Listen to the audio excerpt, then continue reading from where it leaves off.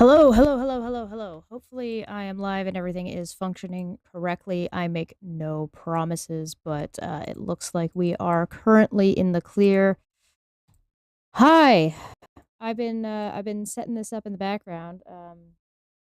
If what I'm doing is correct, we should be streaming to YouTube. Hi YouTube. We may also be available on Twitch right now as well because I'm not important enough on Twitch for them to care about whether or not I'm restreaming, and I think this topic kind of deserves the risk. So let's see if we're in. I'm not seeing if we're live on Twitch though. I might have to have. Oh, you know what? I know why. Hold on. I didn't do something right. Hold on. One second. There we go. Okay. That should do it. Hello. Hi. Welcome. Welcome. We're just getting started and getting set up here. I'm getting people in and seeing who's interested in chatting.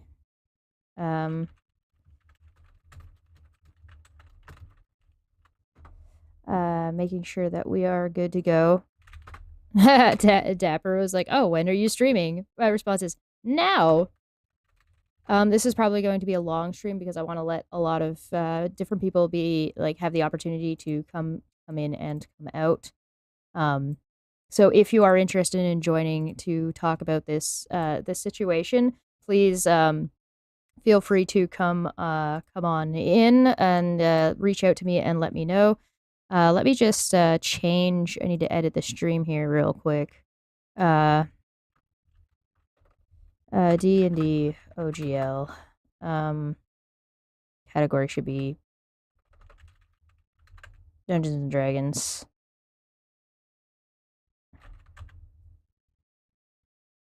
Game.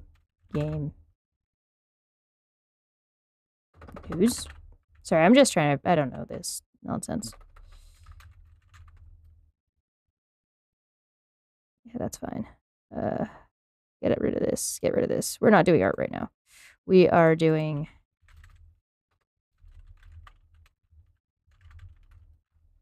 Dungeons and Dragon stuff. Okay. Cool. That should be updated now. Wonderful. Okay.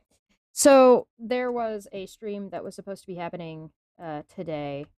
And I was going to talk to you guys about what had gone on, but they canceled the live stream. As you can see here. I don't know if anybody's, I think it was a little bit surprising, at least for me, but it's certainly a situation, that's for sure. I'm of the opinion, this is my opinion, of course, but yeah, I'm of the opinion that they're probably canceled the stream because they didn't want to have to deal with the live chat, to be honest, because they're kind of getting their crap pushed in by literally everybody. I don't know if I've seen anybody who actually really supports this OGL change, but for anybody who doesn't know, Dungeons and Dragons, Wizards of the Coast, D&D Beyond, Hasbro have changed their open gaming license, or are attempting to change their open gaming license, or are in the process of changing their open gaming license, and some of that information has been made available, and some of it is still behind closed doors, and they were supposed to be updating us today at 3 p.m. It's been an hour. They canceled that stream. Now, there's some things about the OGL that makes sense and something that doesn't. I covered this more on Tuesday, so if you want a little bit more in-depth about that, please go check that out. But there are a few problems with it, one of the things that isn't a problem is they want to protect their IP a little bit more, or that they want to have their more control over their licensing, which is fine, and more access to money that people are getting access to through their IP, which I think is fine, but I think there are ways to go about it and ways not to go about it, and the way they're going about it, I think, is really, really, really problematic. So, D&D Beyond is also now experiencing server errors, as you can say here. Funny thing that, because it looks like people en masse are canceling their D&D Beyond subscriptions. This was a leak. D&D Shorts covered this. This guy's hilarious. I watch him all the time. Hi, I'm an employee at Wizards of the Coast, currently working on D&D Beyond (DDB) with D&D business leaders on the health of the product line. I'm gonna see if I can zoom into this a little bit more for you guys, so it's a little bit easier to see. And now I can't scroll. Oh no, we're okay still. Okay. I'm sending this message because I fear for the health of a community I love, and I know what the leaders at Wizards of the Coast are looking at. They are briefly delaying the rollout of OGL changes due to backlash. Good, that's what people wanted. That's what we needed. Hi, Jesse. It's good to see you. Hi, Laura. It's good to see you. Thank you for coming. Their decision making is based entirely on the provable impact to their bottom line. Specifically, they are looking at DDB, D&D Beyond, subscriptions and cancellations as the quickest financial data they currently have. They are hoping the community forgets, moves on, and they can still publish this, though. Oh, they can push through this. Sorry. I have decided to reach out because in my time at Wizard of the Coast, I have never once heard management refer to customers in a positive manner. Their communication gives me the impression they see customers as obstacles between them and their money. The DDB team was first told to prepare to support the new OGL changes and online portal when they got back from holidays, and leadership doesn't take any responsibility for the pain and stress they cause others. Leadership's first communication to the rank and file on the OGL was 30 minutes on the January 11th, which was 2 days ago. This was the first time they had even tried to communicate their intentions about the OGL to employees. And even this meeting, they blamed the community for overreaching. I will repeat, the main thing this leadership is looking at is D&D Beyond subscription cancellations. Hope your day goes well. P.S. I will be copying and pasting this message to other community leaders. So as you can see, this is a matter of like a leak from Wizards employees that seems to be giving us a little bit of an inside look at what the hell is going on and what absolute chaos it has been. The cancellation of the live stream has got me. That one got me. But I do have a oops. Don't mind my my background here of Buzz Lightyear Markiplier. It's probably one of my favorites. But I do have a StreamYards open over here, as you can see. I'm going to be moving that around as we go, and as we bring people in, it will just be through a StreamYards link. But I do want to make sure this like actually pops up properly and doesn't look like complete trash. So, oh, they're a weenie. They don't. I don't like this. I should have done this in a different window in a different way. How do I make this better? I feel like there's a way to make this better. I know how to make this better. Let me fix this real quick for you guys so it doesn't look like absolute monkey garbage. So as you can see, I may come off as a little bit of a hot mess and a little bit rushed, and that's because I am. Isn't that wonderful? There we go. I'm happy to leave StreamYard's logo there. That's fine. We're just gonna crop this real nice. Crop this. Look at this live action production.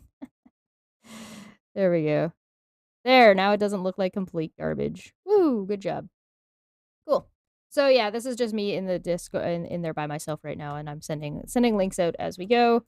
I'm gonna make sure everybody's got it. You can contact me on Discord, or you can contact me on Twitter, or even just here if you want to send me some kind of message if you're interested in joining.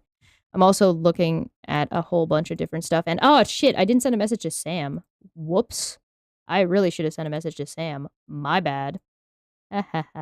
So before we get too started, what do you guys think about you guys have any questions about the OGL? Like anything that you don't know or don't understand? Yeah, there's a bit of a party in YouTube, and there's a bit of a party on Twitch as well. Whoop, I lost my Twitch. Whoop, whoop. Yeah, and as you can tell, I started this real quick. I like set this up real fast. Let me get chat on screen for you guys so that way everybody can see everybody. Yeah, that's going to the right place. Make sure this one's going to the right place. It is going to the right place. Wonderful, wonderful. Okay, now chat should be viewable on screen. It should pop up right there in just a second. I do not currently have alerts on right now, just because I didn't have time to set it up with this layout. Yeah, so if you're here for the first time on Twitch, because most of the time I'm doing art, it looks a lot different in here. This is the Debate Hub layout and setup over on YouTube, so if you're interested in that from Twitch, you can come on over. If you're interested in the stuff on Twitch, from YouTube, come on over. It's a human interviewing a goblin. Yes, yes. Took a long bit for you to get to, Twitch set up on the phone is really bad. All right, so they're getting people in here. Hey, Ben. Hello, hello. It's good to see you. Good to see you as well. Or good to see goblin version of you. Oh, thank you. Yeah, I'm looking out at the chat. I'm so happy that you were able to join me. I think this is the first time we've actually had a chance to chat. I think so too, which is kind of a wild thought, given that I feel like we've been very close, within close proximity for a while. We have been, yeah. So anybody who doesn't know, this is Ben. He's from Amateurish Podcast. That is available on Twitch. It is also available as, if I'm restreaming, or not restreaming, VODs are available on YouTube. Is that right? Yes, that is correct. Yep. I was over there playing the Halloween game and the game for Christmas, and that's been wonderful. So good. They're so funny to watch. They're hilarious. I had such a good time doing those ones. But how are you? How you feeling? It's I'm doing all right. Thursday, I guess. It's been an interesting few days. Or week, I guess. Yeah, it's been a little while since some of this stuff dropped. Yeah. Kind of interesting in a lot of different ways. Both in terms of how how our hobby is affected versus folks who are making who are sort of monetizing this space and the content they create. It's been very interesting to see sort of the conversations, and sometimes the not conversations, but the I don't know, vitriol. It's a little weird. It seems to me like it's a community that this has been such a divisive thing that it's done a lot of damage just to whether or not it affects your wallet directly, just in the community and the sort of cohesive feeling of the way the community's kind of been has been severely fractured. Yeah. Folks who I think are pretty universal, even sorry, maybe rephrase that, even folks who I think are pretty universally appreciated for the way that they show up.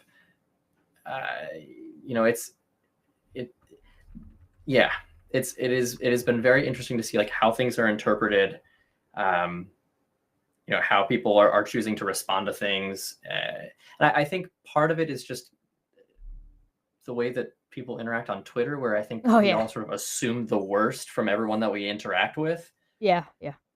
And it's so easy to jump to that conclusion. And I don't think that, for the sake of the community kind of figuring out how to navigate this in a healthy way, it has been, I don't know, it's sort of been the opposite of that, where Twitter sort of breeds this vitriolic stance. And that has definitely not been helpful for, those of us that don't work for Wizards and aren't involved in that way. And sort of, I think there's a unity to how maybe we should all be approaching this and having a conversation about it. And I think Twitter, unfortunately, just by virtue of what it is, kind of precludes us from doing that, or makes it harder. Is it just me, or does it come off as it's difficult it's people getting mad at each other when people need to be talking to the company? Yes. Okay. It's not just me. I definitely noticed that when things like this happen, and I think I mentioned this the other day, is that tipping culture runs into the same problem. It's customers arguing with waitresses, arguing with other waitresses, arguing with kitchen, and nobody's mad at Applebee's. It's maybe be mad at Applebee's. Yeah, okay, so we're arguing amongst ourselves about this money, but at the end of the day, it's somebody else's bottom line that isn't being affected, which is why they don't give a shit. Also, sorry, am I allowed to swear? Yeah, you can swear here. Okay, cool. Yeah. So Sweet. you're good. You're good. YouTube's been adding some new rules or something, and I've decided that like my logo looks like the Pornhub logo. I feel like I have no right to complain. That's a good point. Yeah, you I know. like it. Yeah, I didn't because make that connection for what it's worth. really? Yeah, Oh, didn't occur to me. no. I'll never I'm unsee it now. sneaky. I'm sneaky. Somebody in the chat said, Justin had said, the company's isolation are leaving nowhere to direct vitriol, so it goes at each other. That's a really good point. That's, I wonder if that it's is a very good point. strategic. I mean, Mm. well, that email that's being sort of shared around, Yep. talking about how the executive team sort of views their customer base as the obstacle. Mm-hmm. I mean, Hey, we got we got Dapper. Hi, that is Dapper. a very dapper dinosaur. Dapper, we have audio from you. Dapper, you muted. Dapper, what are you doing? Messing up my stream. Is a yawning, a very fancy yawning dinosaur. Well, we'll wait for him, whatever he's doing. I'm sure he's busy. Okay, maybe this. Oh, We got some audio. hello. Oh, hello. Hello. Hey. Hello, Dapper. He makes it. There He it is. lives.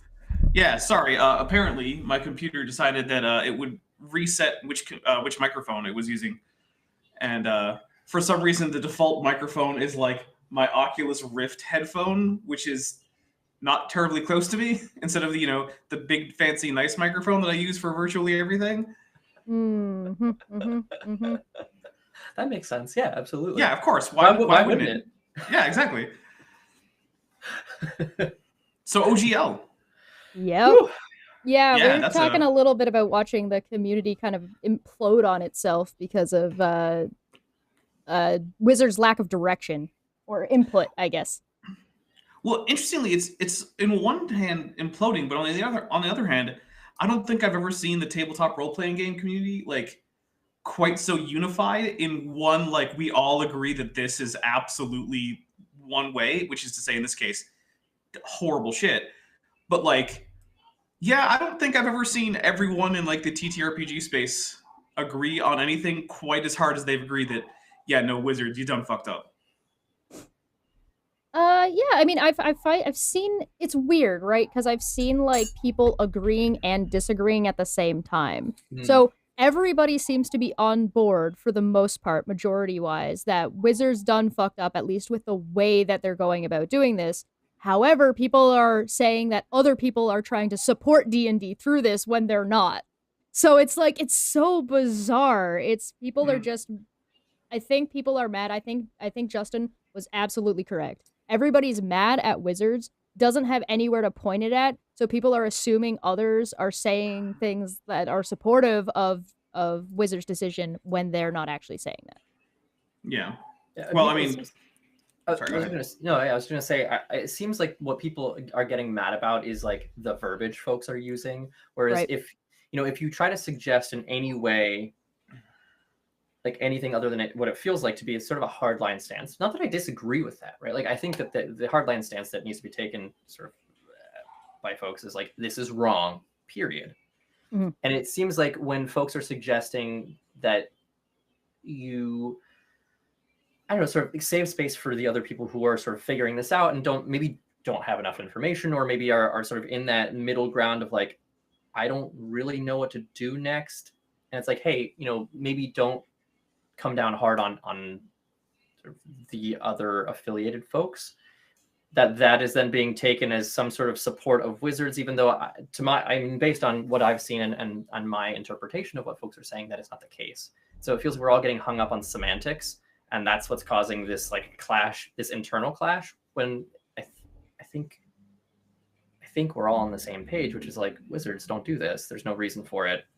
Like, well, don't give into Amazon's corporate greed. Right. There's also like, and maybe this is just me, but there's a whole other aspect of people who are stuck. So what you've got is people in this middle ground that are getting screwed by Wizards, who are like, okay, we need to wait and see what's going on. I can't make a statement about this. I need to know what the hell is happening right now. because this is my life on the line, versus the people at the bottom who are not necessarily directly affected, but are, so they have that freedom to be outraged to the nth degree, that are like, no, you should just drop them immediately. That's the only way forward. And these middle people are just getting screwed from both ends when they're like, my work is so tied into this OGL and into this company that I don't have any other option but to stay with them, despite that I'm not happy about this. Yeah. And maybe they can and cannot talk about that.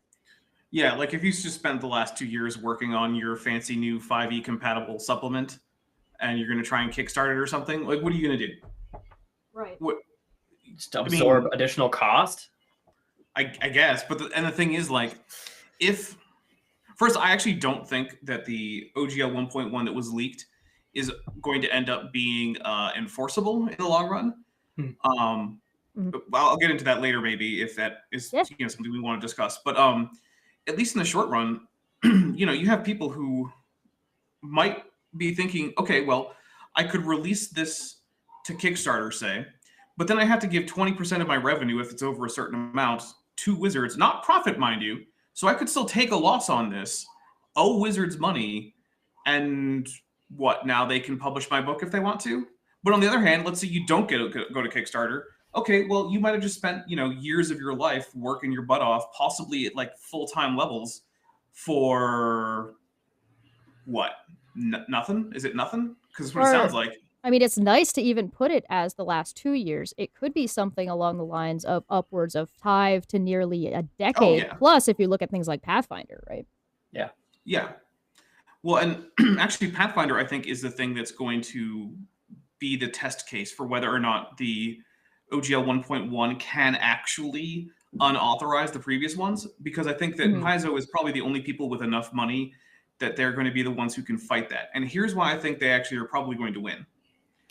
Generally speaking, if you say that something is a perpetual license, it means you can't then later say it's not perpetual anymore. You mean in perpetuity applies? Yeah. Oh. So that seems a little funky. Yeah. I don't know about that. So I fully expect that what will happen is Wizards will try to stop Paizo. They'll send them some kind of cease and desist or something, right? Paizo will just say, no, man, we've got this. You authorized this OGL 1.0 alpha or A or whatever we're calling that letter. Yep. Sorry, I was, phonetic alphabet stuff. We're going to continue with this because you told us we could do it forever. And that's what forever means, is we get to just keep doing it. And then Wizards will probably sue Paizo. And then I actually expect Wizards to lose that lawsuit. The problem, though, is that in that time that it will take, which is probably years, and this is all, of course, assuming that Wizards actually goes ahead and goes through with publishing the 1.1 OGL as it's been leaked, which I think is increasingly unlikely, because I do think that they're starting to perhaps see the writing on the wall that, hey, maybe this isn't a good idea. But if they do, I expect that in that few years, though, what it will mean is that anyone who doesn't have the resources to go sue Hasbro, because that's ultimately what you're doing, which is almost everyone who's smaller than Paizo, which is basically everyone who's currently making 3.5 or 5e compatible supplements, is just going to have to stop for fear of being sued in a lawsuit they can't afford to fight, even if they would have the merits to win. Which is one of the unfortunate realities of the legal system, is that very often a company with enough money can simply sue you in a case that they have absolutely no chance of winning, but that you don't have the resources to defend against. So they win simply by just having the money to pursue the litigation in the first place. Right. And I think that's what... I honestly think that might be part of Wizards' goal, is to say, hey, we can get like a few years breathing room where, like, where the only first party stuff is coming out or specifically authorized by us. Maybe that's their actual goal. Because I really don't think that they think that this is going to fly in the long run, because there are people with enough money to actually fight this in court. There's also like a degree of like whether or not the community can get together and pull like class actions. I've seen talk about that. So then they foot the bill, because they're going to have to foot the bill anyway if they agree to it, and then double down instead onto a situation of like, okay, well, we're going to have to foot the bill. So instead of footing the bill this way, we're going to foot and give you our stuff. What we're going to do is we're going to foot the bill the other way. We're going to do a long running class action lawsuit that's going to last years, but together we have the resources to pull it off. Yeah. Well, I also worry that, I guess this isn't a worry, but it should be a worry for Wizards of the Coast, which is, remember all the wonderful third-party content that was made for 4th edition and how it sprung up an entire great ecosystem of all these creators making all sorts of great modules and campaign settings? Oh wait, no, cards and stuff. Yeah, no, you don't have Yeah. access to that anymore. Yeah. Yeah, no, because none of that happened because 4E basically had essentially no licensing options. And then what happened? Oh, right. D&D actually managed to get replaced as the top selling RPG for the first time, like, since 3rd edition. Yeah. And it was replaced by basically just D&D with a different brand name from a previous edition. Yep. Because that's the thing. D&D isn't just a game. It's an entire, and I hate the buzzword ecosystem, but it actually does really apply here. It's an entire ecosystem of third-party creators, independent creators. I mean, Chesh, you and I have been involved with published D&D 5e OGL stuff, right? Yep. So, I don't think it's likely, but I would object a bit if, say, Wizards of the Coast has decided that the maps that I made for that book that Maddie published are just theirs now. Because I didn't sell it to them. I sold it to her. Yeah. But apparently now they're just like, maybe we can just take that now.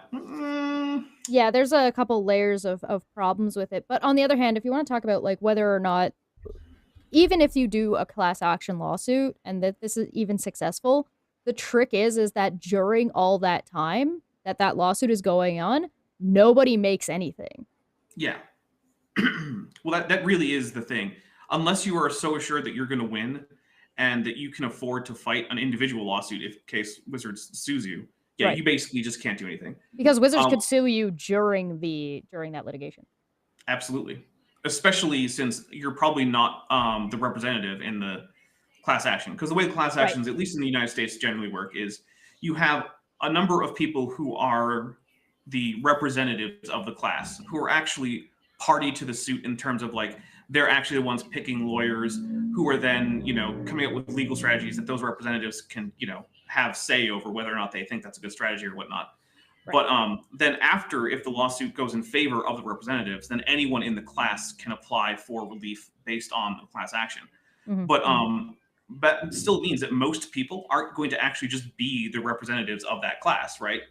You would have to actually be the one who went out and found lawyers or whatever. Or sometimes if lawyers think that there's something that's really right for a class action, they'll themselves go out and find representatives that they can say, hey, would you like to sue as part of a class action? And you can be the representative of the class. But either way, it's unlikely to be you as the guy who's, I published a module to the, the DMs Guild or something. Right. Right. There's certainly like levels of what can and cannot be successful and how successful it can and cannot be. Because again, Wizards is international at this point. How is this going to work in places like the UK where the copyright laws are way different? I think this is just going to flop, but that's just my stupid opinion, and what the hell do I know? Well, I mean, I would hope that it flops. Yeah.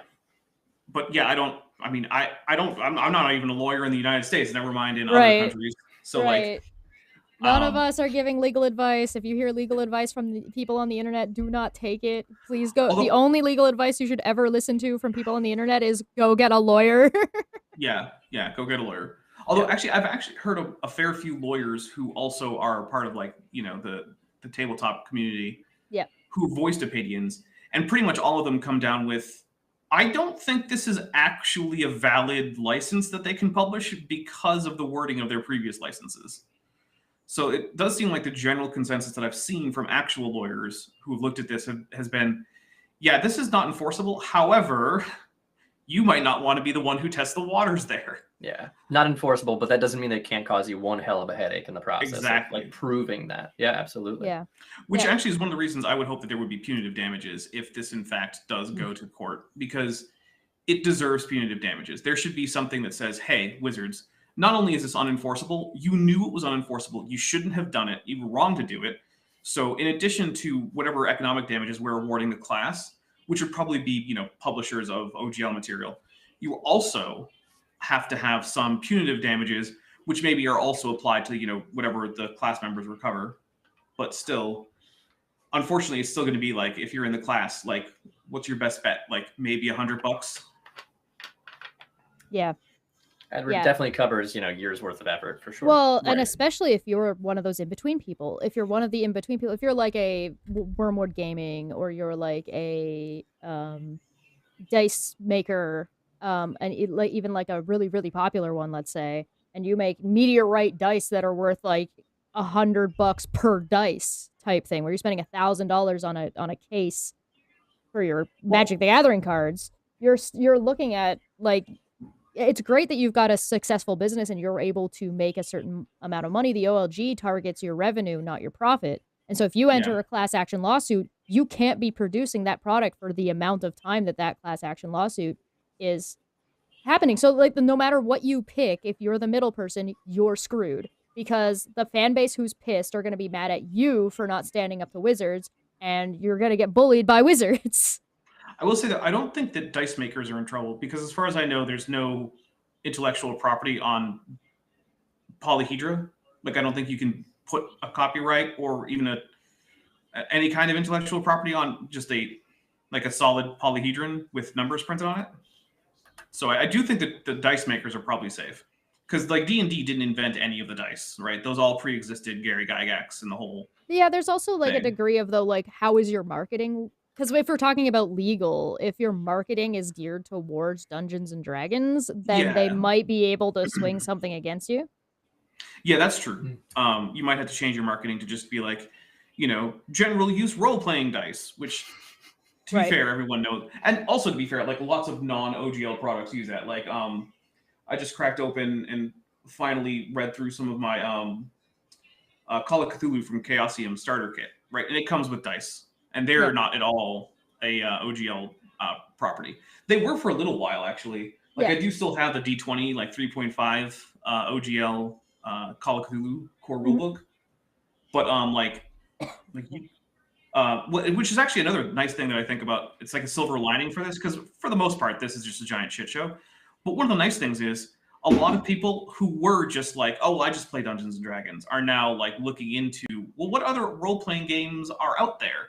Right. And I like that, because there's a lot of role-playing games that I've run or played that I really like. But like, I mean, good luck getting together a group for it, because I mean, you just look at the stats. Like, you look at like Roll20, right? Which isn't owned by Wizards. So like, I think of it as more like a broad cross-section of what like the tabletop community is doing. And it's overwhelmingly Dungeons & Dragons 5e. Like, that's way over half of all games played on that platform are Dungeons & Dragons. And hey, Landon. I think part of the problem, too, is... Landon, your camera's off. Is that on purpose, or are you fiddling? Hey, there he is. I'm doing housework as well as listening to this fascinating thing. And well, my other family members have been on vacation for several weeks, and I'm trying to clean the house so it looks presentable when they come back. Oh, that's sweet of you. I don't think my roommates would do that. I'd be gone. I'd come back, and it'd be an absolute dumpster fire. No, from what you tell me, your roommates have trouble with basic courtesy and hygiene. But I might be projecting. That's on the internet now. You can't get that's public knowledge. Well, they're gonna sue me. So I by the way, I read the text bits that Wizards of the Coast has put out. Yes. But I also went back to the previous edition to read that as well. And I'm not a lawyer, but I see a lot of parallels with what's happening with software and the free software movement and open software movement. And it seems to come down to the I think the long-term issue is when you have single points of failure, when you let an entity have that much control over the community. Because I think really strong communities that I see the gaming industry being should not allow some person to become the definitive voice for the community, right? It's the diversity of the community that it's strength, not how loud one particular person or group or company might yell. And so, I see there's significant problems with what they're proposing. Who knows what the text will actually be? I see even problems with the previous thing that this licenses existing Contains. to replace, right? Yep.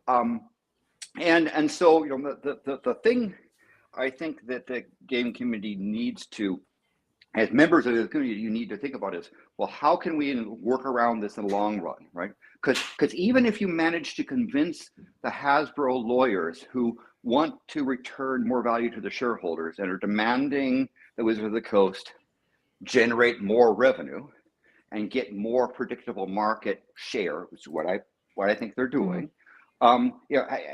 You've got to figure out how you avoid the long problem in the first place, rather than saying, oh, well, maybe if they make the license less objectionable, we'll let it fly.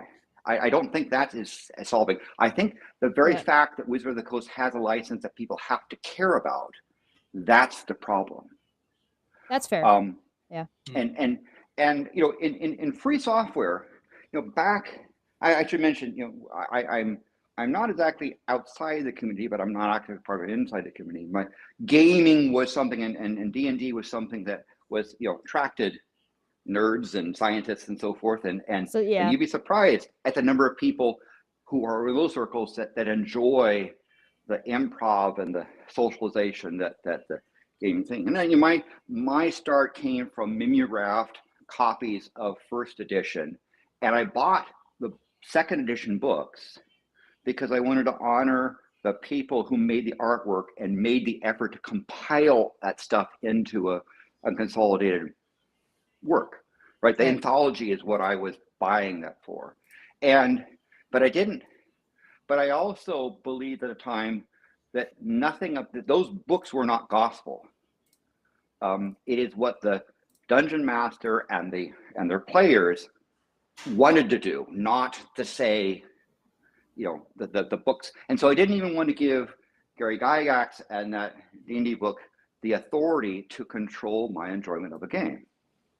It was a community. And so this, I think, is I think I don't hear people addressing the real problem, which is how can we make Wizards of the Coast irrelevant to our community's existence? That's an interesting take. Sorry, go ahead, Dabber.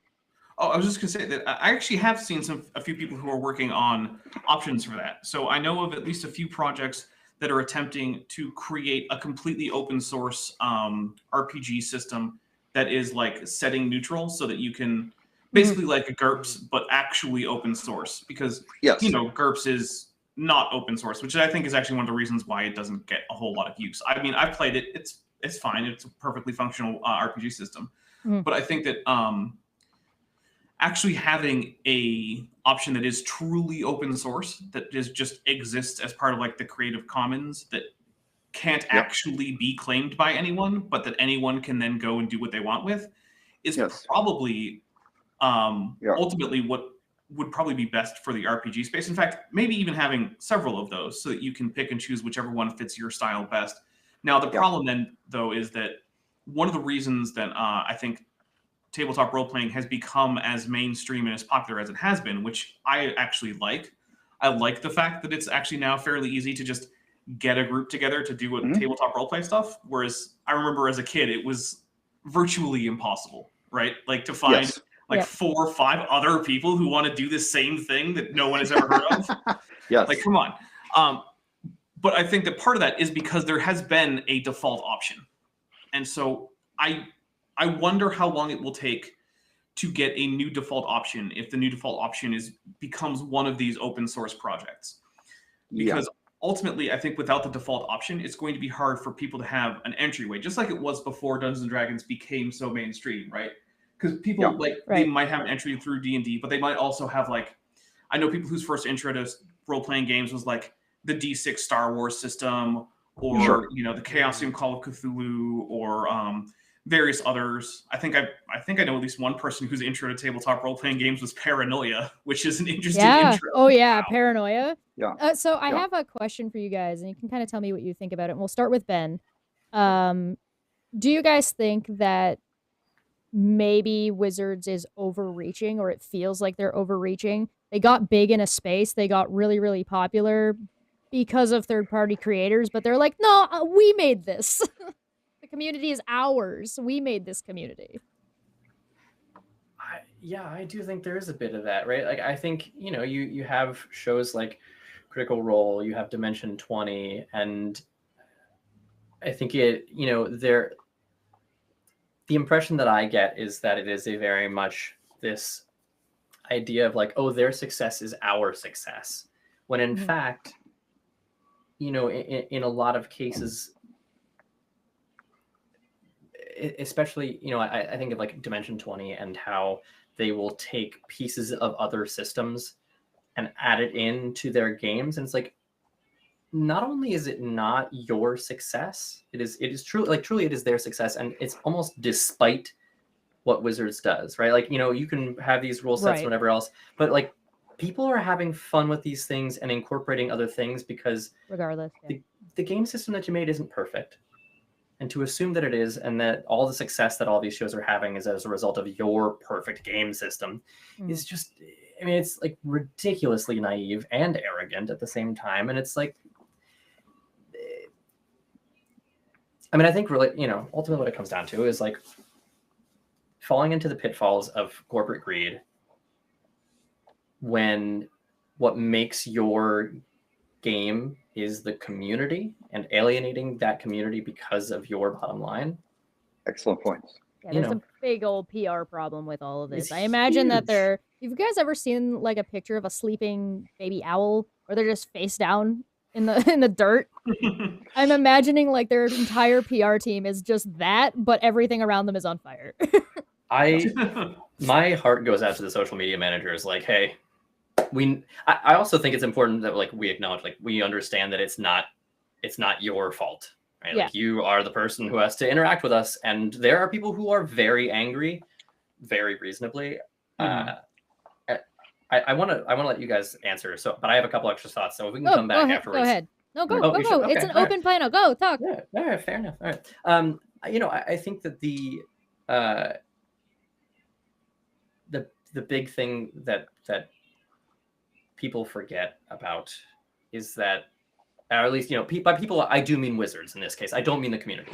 Right. Wizards forgets that D&D is not just like some game that you publish, right? Like folks that have been playing Dungeons and Dragons for years, you know, there's a lot of folks who this was how they were able to make friends, how they were able to develop social skills, how they were able to like interact with the world. And not only, you know, interact with the world, but like how they were maybe in some ways able to find themselves.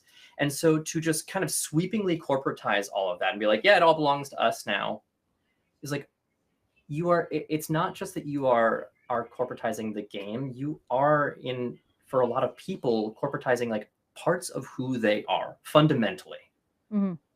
And to do that with this like absolute disregard for the consequences of that shows a major disconnect between your leadership and your community. And I don't know how you fix that. Even probably a lot of their employees, by the sounds of it. Yeah. I mean, we've got folks who are on the inside being like, hey, this is really screwed up. Here's like what we're hearing. Yeah, your book doesn't provide the experience, the table does. Yes. Right. Yes. And if your employees are feeling that strongly that they feel like, you know, with some amount of regularity need to provide updates to the community, you're like, oh boy, are you really messing up? Like you can't even get like the folks that work for you to follow the company line. You need to rethink your perspective. Yeah, I think that's totally fair. Dapper, what do you think? I think there's some overreach, and honestly, I actually think so. I suspect that this is probably something that's coming from at least Wizards of the Coast CEO and possibly even Hasbro, because I don't know if you know, but Hasbro has been making some weird moves in the tabletop role-playing space, even outside of Dungeons and Dragons, basically in an effort to quickly extract cash value from things without what I can see as like a whole lot of interest in long-term sustainability. And you can see it in like with this Dungeons and Dragons thing, because I think it's pretty clear to everyone that the idea here is to just, you know, suck as much money out of Dungeons and Dragons as possible. I mean, they're talking about things like, what if we get rid of essentially all VTT support or virtual tabletop support, except for our new virtual tabletop, and we'll fill it with microtransactions. That'll be great. Like, yeah, everybody's gonna love it. Yeah. Everybody's just gonna use ours because they won't have any other choice. They absolutely will not go and make their own, like Landon suggested, open source options. Right. But the other thing is, you can also see it in other things. Like, they, for some reason, despite owning Wizards of the Coast, they decided to contract with Renegade Games for some non-Wizards of the Coast Hasbro properties to make RPGs for, specifically G.I. Joe, My Little Pony, and Power Rangers, which they're all going to be using the same non-OGL system with Renegade Games. But the first one they published was the Power Rangers RPG. And basically everyone, including the game developers, were like, yeah, this is a half-baked book that should have taken at least a few more months, but Hasbro put a deadline on it to publish Ready or Not, which is why what we got was a somewhat broken, typo-riddled mess of a book that, while I still have fun with the game, ideally every other Wednesday, it's a mess, and basically everyone I know has had to include their own hacks to make it even basically playable. Right. So, like, yeah, and the thing is, I think it just shows this general lack of concern for actual quality and sustainability in their products from Hasbro, even higher than Wizards of the Coast, where they're just like, you know what, we just want to extract money as quickly as possible.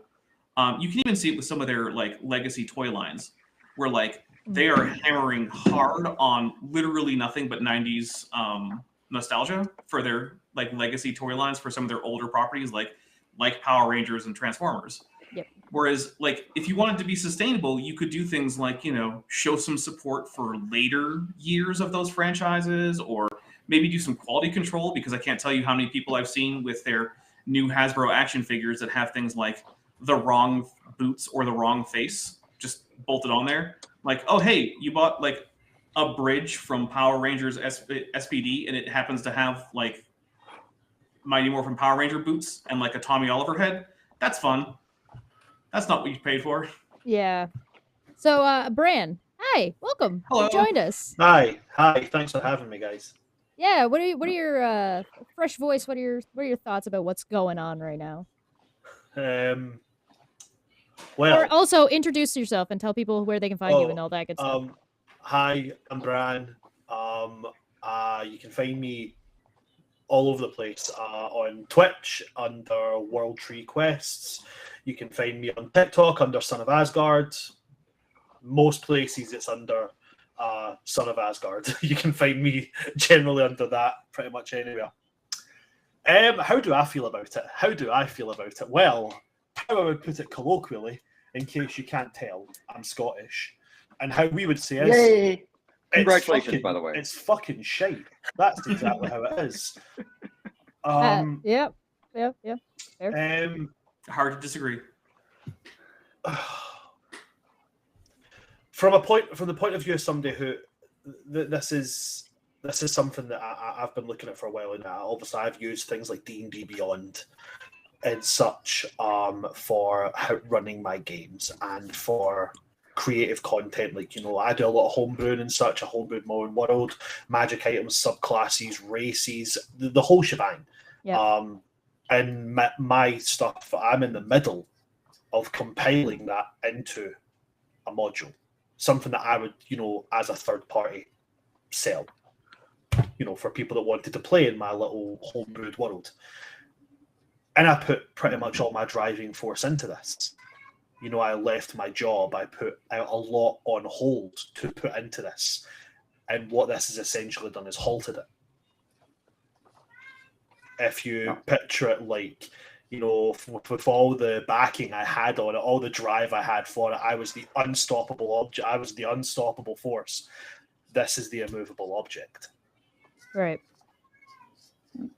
Yeah, you're stuck in middle land, right? Where you got to be like, okay, well, now I have to make a decision on something that, on a license that, again, which I think people who have been disparaging about this, well, just move to something else, have been ignoring that there is an entire subsect here that is, you got to make a choice on an OGL that you started working on that had existed for at least almost a decade, to, depending on how you view it, from 3.5 days, where you're looking at 2 decades worth of stability, and now all that stability is just gone.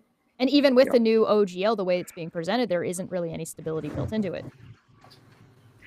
So I think there's been some really excellent points made here. And I want to, in recap, the model that I see in terms of explaining Wizard of the Coast behavior is Hasbro bought them. They spent money, be it shareholder equity or loans or however that's done. And they need a return on investment because shareholders of Hasbro want money for the purpose of holding stock, either the stock value to go up or dividends or however they distribute stuff. And so what we're seeing is people who don't give a damn about the D&D community owning a significant central chunk, and they've been said to people at Wizards Coast, we want a better return on our investment. Stop giving away the store, start reining it in, start getting control, getting managed stuff, or even at a minimum, be able to understand the value of the larger market so we can determine where we want to push.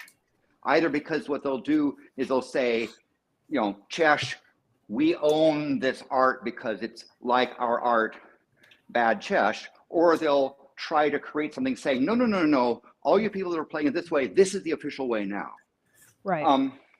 There's a really important, I think, good analogy with what happened in software. The people who were doing software back in the 60s and 70s, for the most part, were doing it for the love of it, right?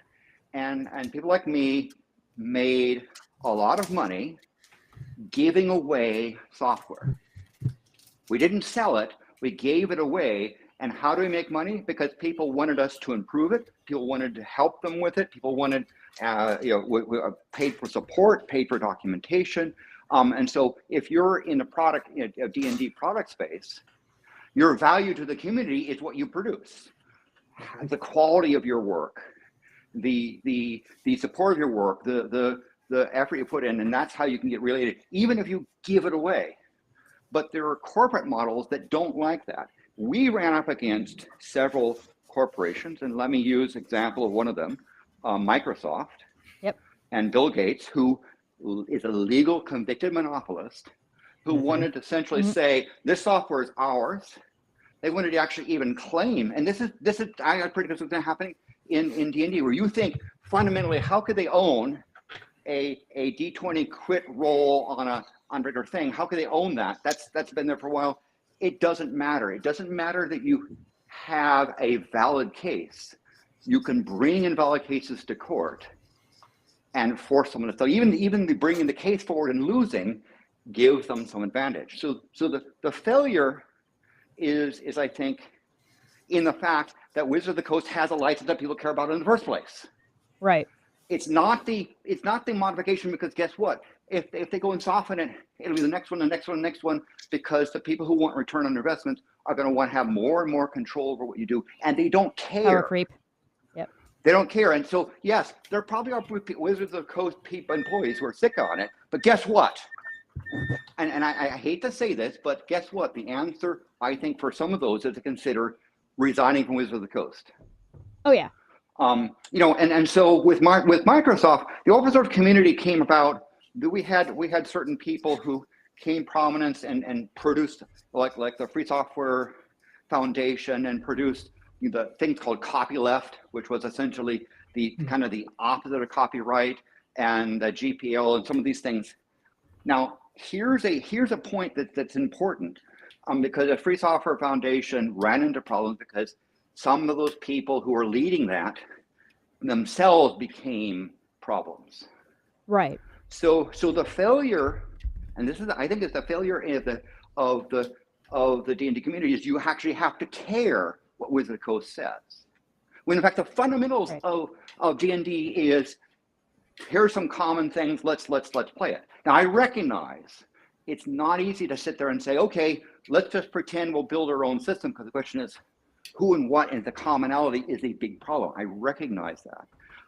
And I recognize as well that the problem you're going to have, even if you have clear, open D&D matters, is that the corporate entity of Hasbro if they believe it's in their best interest, will go after your hard work, your ideas, claim it as theirs, and try to stomp on you, right? So now with the case of Microsoft, part of the thing that was achieved was the limiting of their stuff. And in fact, I must say nowadays, Microsoft is much better about that. Not perfect, much better about with how they deal with the open source community. But you've got to be able to make Wizard of the Coast irrelevant. Otherwise, this is going to keep happening again and again and again. And it doesn't matter. You have the law on your side, the moral right on your side, the honesty on your side. That doesn't matter. You've got to be able to get out of that system. And so the long term, it's hard. In the case of open software, I had to rewrite from scratch things that were perfectly good, but because some company claimed copyright on it, when I put it out for free, I had to rewrite it again. Right. To try to avoid lawyers, right? Even then, you had lawsuits and so forth. Try to come up with a way, rather than to say, how can we fix Wizard of the Coast, to say, how can we make them irrelevant and make the community relevant? Yeah. That might come at the expense of that no one can agree on certain rules, but perhaps that's the good thing. Right. Because if someone owns it, then you run the risk of that thing being sold. So you have a person who's benevolent and says, sure, use my stuff. They die and their heirs say, hey, we want estate money, right? Yeah. Avoid these single points of failure. It makes for like an interesting sort of dynamic, because it's realistically at the end of the day, people like Bran are going to suffer, period. And people like Ben are going to suffer, period, no matter what happens at this point going forward. So now it's on and it sucks and it's awful, and it's a matter of, now it's up to the community, from my understanding what Landon's getting across here. Now it's up to the community to say, okay, cool. How do we help people like Ben and people like Bran with their projects and what they're doing, and how do we make sure that they can make it through this type of thing? How can we, with as little damage as possible to everyone on the whole? But recognize there's going to be damage. There is going to be damage. Yeah, the damage is done. And that's and you can't say we can't do it because it'll harm stuff. I think in the free software we came up with vehicles like Creative Commons and copyleft and on copyright and other things like that have helped, because we had lawyers who knew what they're doing, building international conventions for how you can put stuff in and make it difficult. The problem comes when someone says, yeah, but I want to make money off of it, right? This happens in communities where greed takes over. Someone might be really successful in some artwork, and then they want to say, hey, I want a piece of that action. I want to capitalize on it. Yeah. And that's where the danger lies. Now, we see that with Hasbro by Wizard of the Coast. And again, I would say to those employees who don't like what's going on, I think you should consider finding a different company to work for. I think some of them may, if the leaked OGL actually becomes the current OGL. Because I think one of the things that we do have to say is, like, this has not been published. This is not a thing that's currently happening. Yeah. And until it does, Wizards still has the chance to reverse course, and I think they should be allowed to do so and to take that chance, because otherwise I think it's unfair. Like, you have to give people the chance to rein themselves back in before you automatically just like pull like a boycott trigger or something. Right. I disagree. I think even the previous existing thing is a problem. And Wizards of the Coast position in the community is a problem, because they become a single point of failure. And it doesn't matter if you can moderate this sort of thing. This creeping control is threatening your community, and unless your community says that's not appropriate, then you need to. And so there was open software warfare on Microsoft, right? And we, and I can say, because it's public, that I managed to extract damage in the hundreds of millions of dollars. And if I could have gotten to the point of deleting the company, because we were working towards that consent decree, but we failed, we would have, and it would have been deserved, right? Sure. The thing you've got to be careful of is don't let their benevolence blind what they're doing, right? Right. It doesn't matter that Bill Gates spends billions of dollars fighting malaria and so forth. He has ill-gotten gains because he's a convicted monopolist, and I don't give him credit. Don't allow Wizard Coast to give you saying, hey, we'll allow you to make goblin art for free. Hey, that's not Wizard of the Coast right.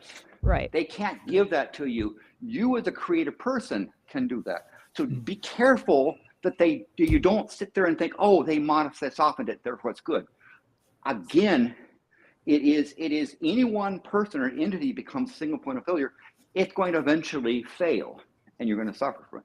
It's going to be hard to pull them out. 2 points, and then I want to go back to Bran here. Okay, sure. Huddle said Wizards won't change their mind. Look at what they did to the Magic the Gathering community. That's a really good point. Like, yes. We should not ignore what they've done in Magic the Gathering overall. Second, Inkboy for 5 said Satanic Panic, where correct, D&D is demonic. Look at what's happening right now, LOL. Can you even imagine what Satanic Panic boomers will say?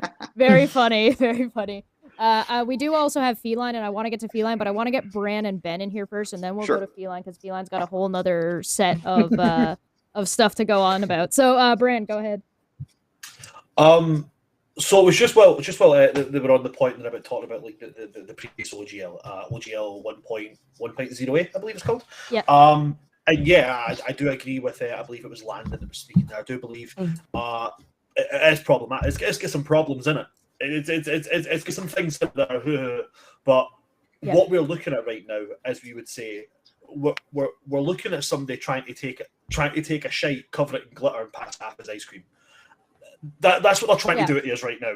And they're trying to say we're improving on 1.0a by making it much more constrictive. They're not. What they have to look at is you're not only affecting people like me and Ben at, who I assume you do streams like myself, right? They're not only affecting people like us. I have friends who are artists who started because of D&D. I have friends who are dice makers who have invested money into full 7-piece sets. I know people who have invested into Hasbro for licensing to use the D&D ampersand to advertise their products and put on their products and such. They are all going to be affected. Now, I know the OGL is strictly to third party content, or by my understanding of it at least, because I am in no way, shape, or form smart enough to understand legal jargon. I am not. I am a boy from Scotland who liked animals. That's my shit. Yeah, most lawyers don't fully understand it either. When you're writing something that is so legally binding and so legally jargon that lawyers are going, "Hod the fucking bus," maybe an issue. But the point is here, it is so much further beyond the scope of streamers. Now, I can't mention who, but I've been in talks with companies for sponsorship. Not Hasbro, Wizards of the Coast. I'm not that important yet. But smaller companies that make other TTRPGs. And then on top of that, companies who have made third-party supplements to 5e, things along the lines of Ghostfire Gaming's Grim Hollow and things like that. Those have been really, really big chances for me to further what I've been working towards for the past 2 years. They've now emailed me saying until we know for sure what's coming, all that has to go on. All that has to go nah. So all the videos, all of the streams that I have had planned, all of the one-shots to showcase this third-party content, all of the editing, all of the money I've spent on costuming to advertise through TikTok and such, that's all in limbo. Right. That's all just in hanging space. Will I ever see the returns, the fruit of that labor? Maybe. Vast chance, maybe not. That will be potentially hundreds, if not thousands of pounds out of pocket for me. But didn't you do that not for the promise of return, but for the love of it? Who cares? The point is that both so, apply, right? So the thing is, though, you can love something and also want to be paid for it. I love D&D. I love TTRPGs. I still have 3 children to feed. Wait, I'm sorry. Are you suggesting that the love of a hobby is not something that you can slice up and put on the table and also send in to, like pay your mortgage or your rent and your utility bills? It doesn't work like that in Scotland. It doesn't work here in the US like that, but I figured, maybe you guys had a different system. Psychic income. See, in the UK when COVID, we've got a really special way of paying bills and such. My wife is a nurse, and in the UK when COVID was happening, every Thursday at 8:00, everybody would come out to their front doors and they would clap for nurses. They would give a round of applause. So we were actually able to pay our bills with applause. That's really cool. Yeah, but now, of course, the Tories have taken it away from you. Let's not get into Tories. That's just a whole nother level of dog shit. The point that I'm trying to make is the point that I'm trying to make is it goes much further beyond just affecting streamers. This is going to spiral. This is going to, and I'm talking. This is not like a fuck up on the level of like the racial art and the Hidozi prints and stuff, which was bad enough, which was horrific enough. This is not that level of fuck up. This is a TSR resurgence level mess up, because I don't know if you guys have seen one of the recent leaks of somebody that works at Wizards of the Coast has put out, and how they are actively saying that their higher ups are saying that we are just subscriptions. Yeah, that's all they want. All they care about is our subscriptions. Return on their investment. Cool, fine. Return on your investments. Acknowledge the fact that without the subscriptions and such, you got shit. Right. So maybe the people who are paying those subscriptions, talk to them like they're human beings, not like they're numbers on a screen. Yeah. My issue is not with the. I mean, okay, my issue is a little bit with the capitalism.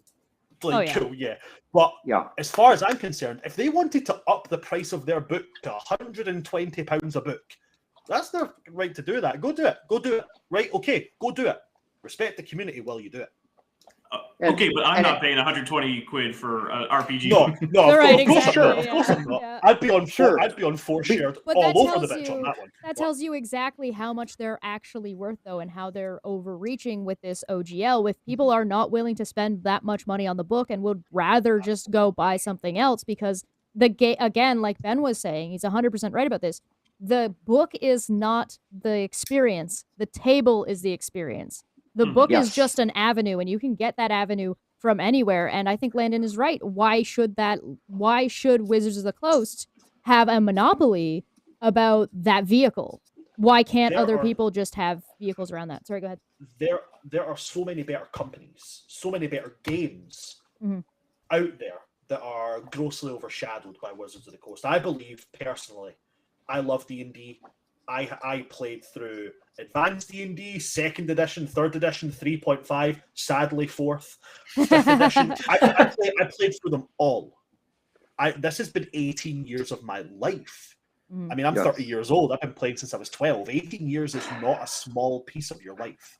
I've invested all of it into it. Would I be sad to see Wizards of the Coast go? Not entirely. Would I be sad to see D&D go? Yes. Yeah. But for talking sake, the amount I've spent on keeping up to date with Hasbro's, content in the past year, I spent upwards of £300 easily to continue to be on par with a game I'm continuing to play. I bought Green Ronin Publishing's Dragon Age TTRPG. Set 1, Set 2, Set 3, Set 4, 2 adventure books, and 1 expansion book to include Wyverns. I spent £74.95. Right.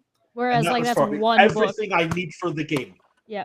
Everything. 4 books, 2 adventure books, a supplement for monsters, and do you know what? Just some good character art for the shits and giggles.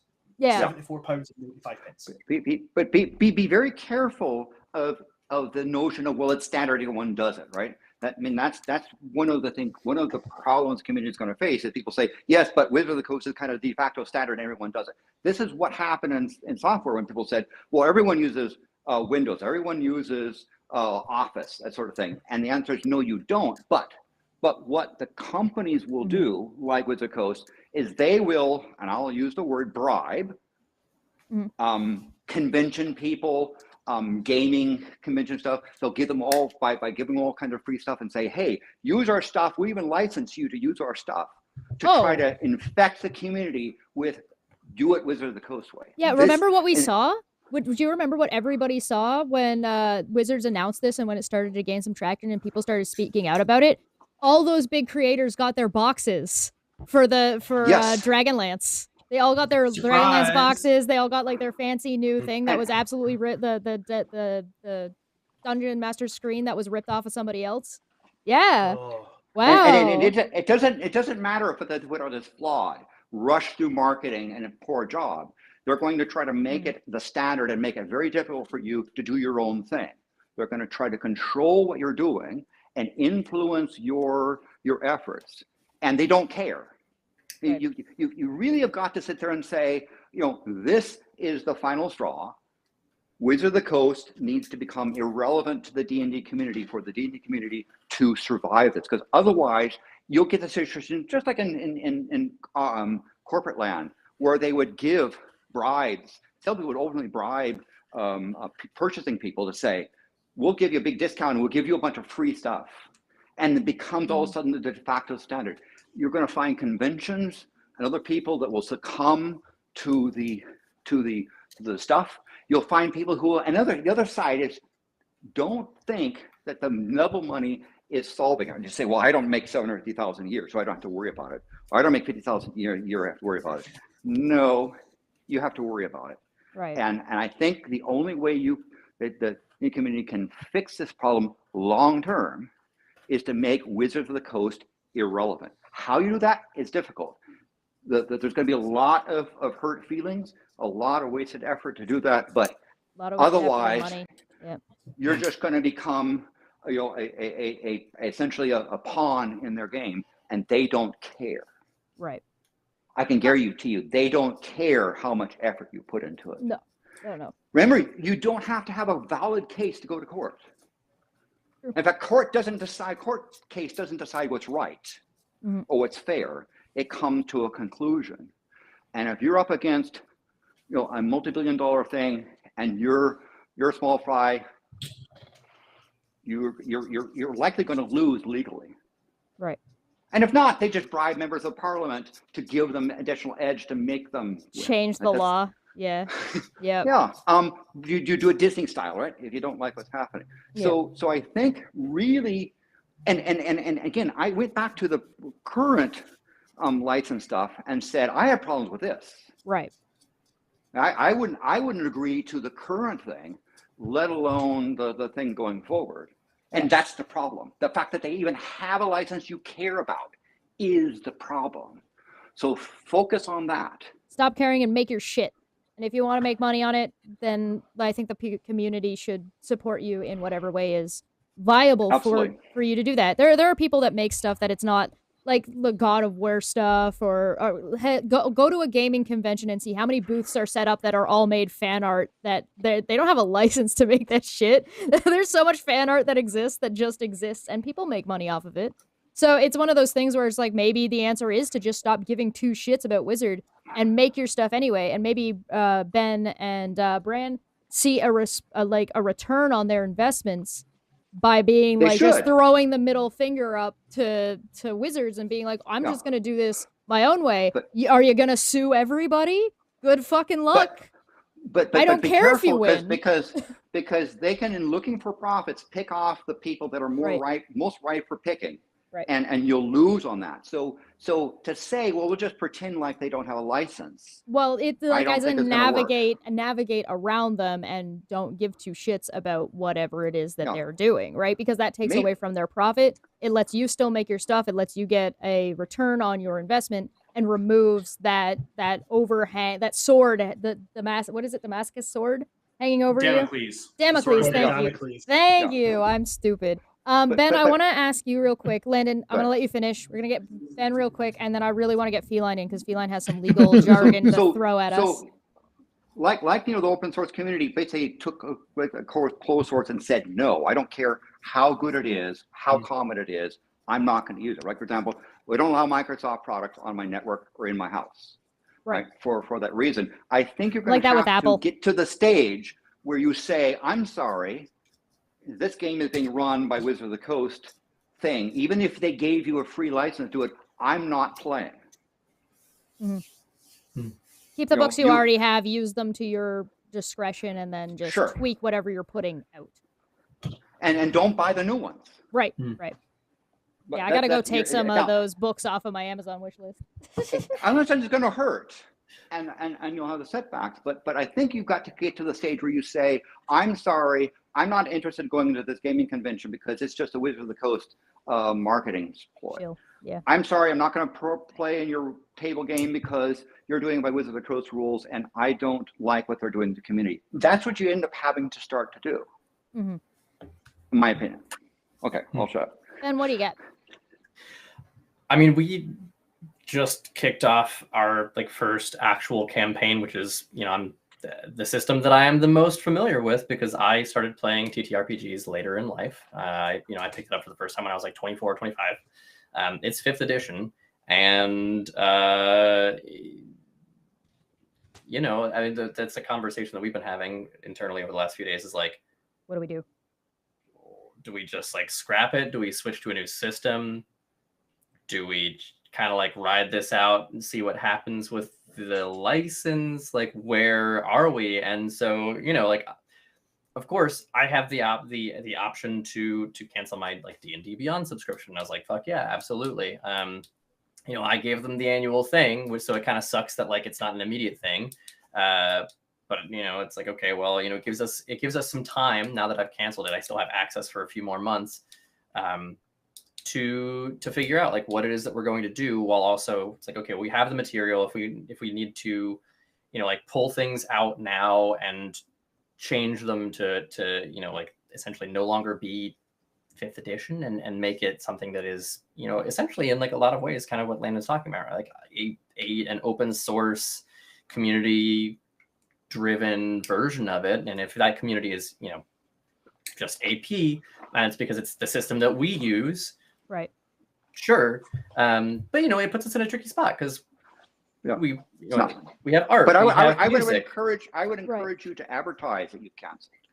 You can help the community by saying, I've done this. Oh, I did. It's up on Twitter. Yeah. I did it immediately. There's I screenshotted that. And there is a question too that floats around that Feline might be able to answer a little bit more of, is what does Wizards actually own? Do they actually have as their IP? Do they have is it the stat block layout? Because it's not hard to change your stat block layouts. Is it the system of having 6 things that are specific, scores, the ability scores? Or can it be 6, they just have to be called different things? So do we all just, instead of calling it strength, dex, con in that order, they functionally do the same thing because they can't own the function? But do we just change the names of the stat? Do we just change finesse? Yeah, right, exactly. Whatever. Yeah, you take it, and instead of having it in order that is strength, con, dex, you change the order to make it alphabetical. What do they get? What can they possibly own? Feline, what do you got for us? Because I know you do a little bit of hobby law. What are you thinking? Yes. So I first I'll introduce myself. I'm Feline. I've been a friend of the community and of the channel. And in the past couple of years, I have been very known for my legal analysis. I do want to point out I'm not a lawyer. I'm not any legal representative or anything alike. I'm very much just interested in law and application of law. So my perspective is from that. I'm not a D&D player. I don't play the game itself. I'm not familiar with it. But from the perspective of law, I can make a couple of comments. So basically, the first thing I want to comment on is Landon earlier said something about that courts do not consider any claim and just based on the conclusion. It's not entirely correct because courts do consider whether claims are frivolous, and they, when you make a claim, it has to pass certain bars and check marks to be valid to progress to court. Could I clarify that I said that you don't have to have a valid claim to try to go to court? Oh, to Courts try. will, Yes. if it's working, you'll get a summary judgment against you if you're completely frivolous. Right. But that doesn't Yes. prevent them from being vexatious. And only at the court, and you can see lawyers that have been highly abusive that maintain their law license in good standing. It's a difficult process to police. Right. Yes, definitely. And it's not perfect by any means. Difficult. It's very in the minutiae of a lot of laws and a lot of wording. It's very hatching game to get cases in court, but also to prolong, if it benefits you, to prolong the court cases. But that was just a side comment. Anyway, then we have also seen a lot of things like with software, particularly with Microsoft and Windows. For a long time, Microsoft and Windows has not cared about whether you have a valid license or not. They just allow it to function normally in most ways, and in most cases you only see a slight watermark advising you to activate Windows. But because of these practices, Windows has gained a lot of popularity, and it's so widespread because it allows and it accepts that the software is basically illegal, but they allowed it anyway because it gets recognitions, it gets familiarity, and it still to this day doesn't really care. It doesn't really go after the individual to have an illegal copy of Windows, and that just works. They don't really care about that. If Wizard of Coast goes after a model like that, then a lot of people that make dice, that make artwork, wouldn't experience anything of it. So the question currently with these OGL is, do they go after the small person that just create artwork, that just is very low scale businesses, not even businesses really, but just hobbies? That is a legitimate question because under European law, they don't really have much to do against them. That's just a lot of cases. If they do it like this, they don't have a chance to win those cases. In particular, because it infringes a lot of rights on the European contract law, because it can be considered a contract with respective because of 1.0. There was an original OGL, which is in perpetuity, and that means people can just refer to it. They're not going to be able to unilaterally change an agreement that was made in perpetuity, right? But they can try. They can try. And be careful about saying, well, I'm too small for Wizard of the Coast to care about, right? Just like in Windows, you can steal it. But in some ways, Microsoft permits this from happening because it helps maintain their market dominance. It's a holdover from monopolistic practices. So don't think, well, I'm too small for it to be matter. I'm never going to make 75,000 or 750,000. No, you're going to be damaged by this, in my opinion, because of what's the impact on the community. And that's what you got to worry about. Hawkskull in the chat makes a good point that says you chase the little person, win by force, which sets a precedent. Then you can use that to go after a larger target. Make someone an example. Yeah. Find someone who egregiously did something, and make an example to help put a pall over the community. Right. It's that sword hanging again. Convict one to Sort scare of $1,000 Damocles. is the thing. And but don't assume because you are convinced that you are morally and ethically right that you will win in court if brought to it. Right. That's Yeah, ethics, like personal ethics and morality, or the community's morality, has nothing to do with the legal system. The legal system does not work in morality. It does not work in ethics. It works by accordance of how the law is written. And so the ethics of society changes the law, not the other way around. See, this would just be a lot easier if Hasbro was Scottish, because then we would just say, right, you want this, I want that. I tell you what, my dad will barter your dad, and then everything will be fine.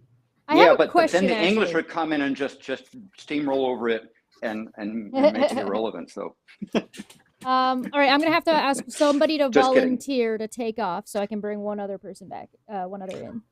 I'll get out of here. I got another show to get ready for anyway, so I'll talk to you all later. Do you have any last thoughts? Bye. Go find Dapper on his social stuff. Yeah, go find me. Last thoughts are,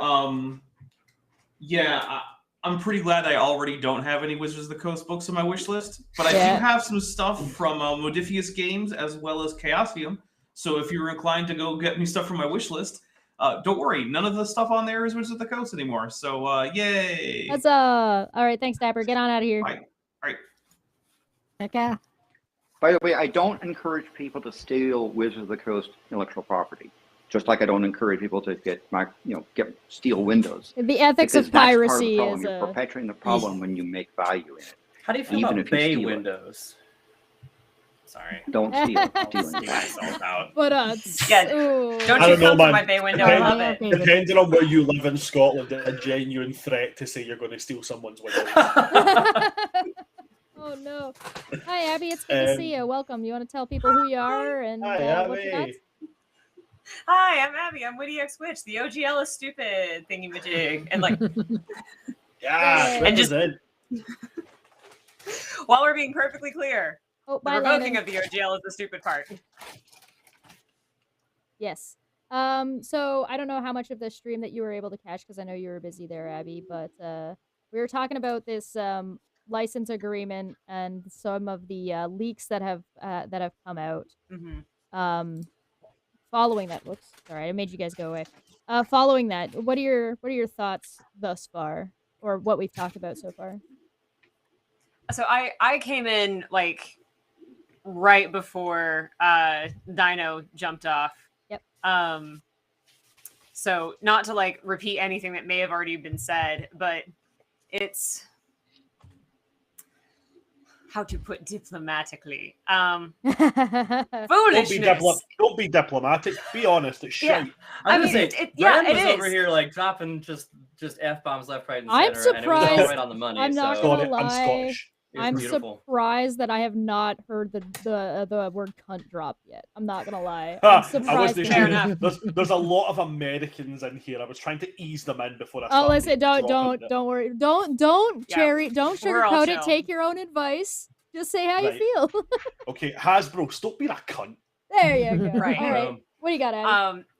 Yeah, so like I know a lot of people are trying to pin this like specifically on Hasbro, and it's like I don't think this is just Hasbro. I think this is Wizards as well, up to some shenaniganery.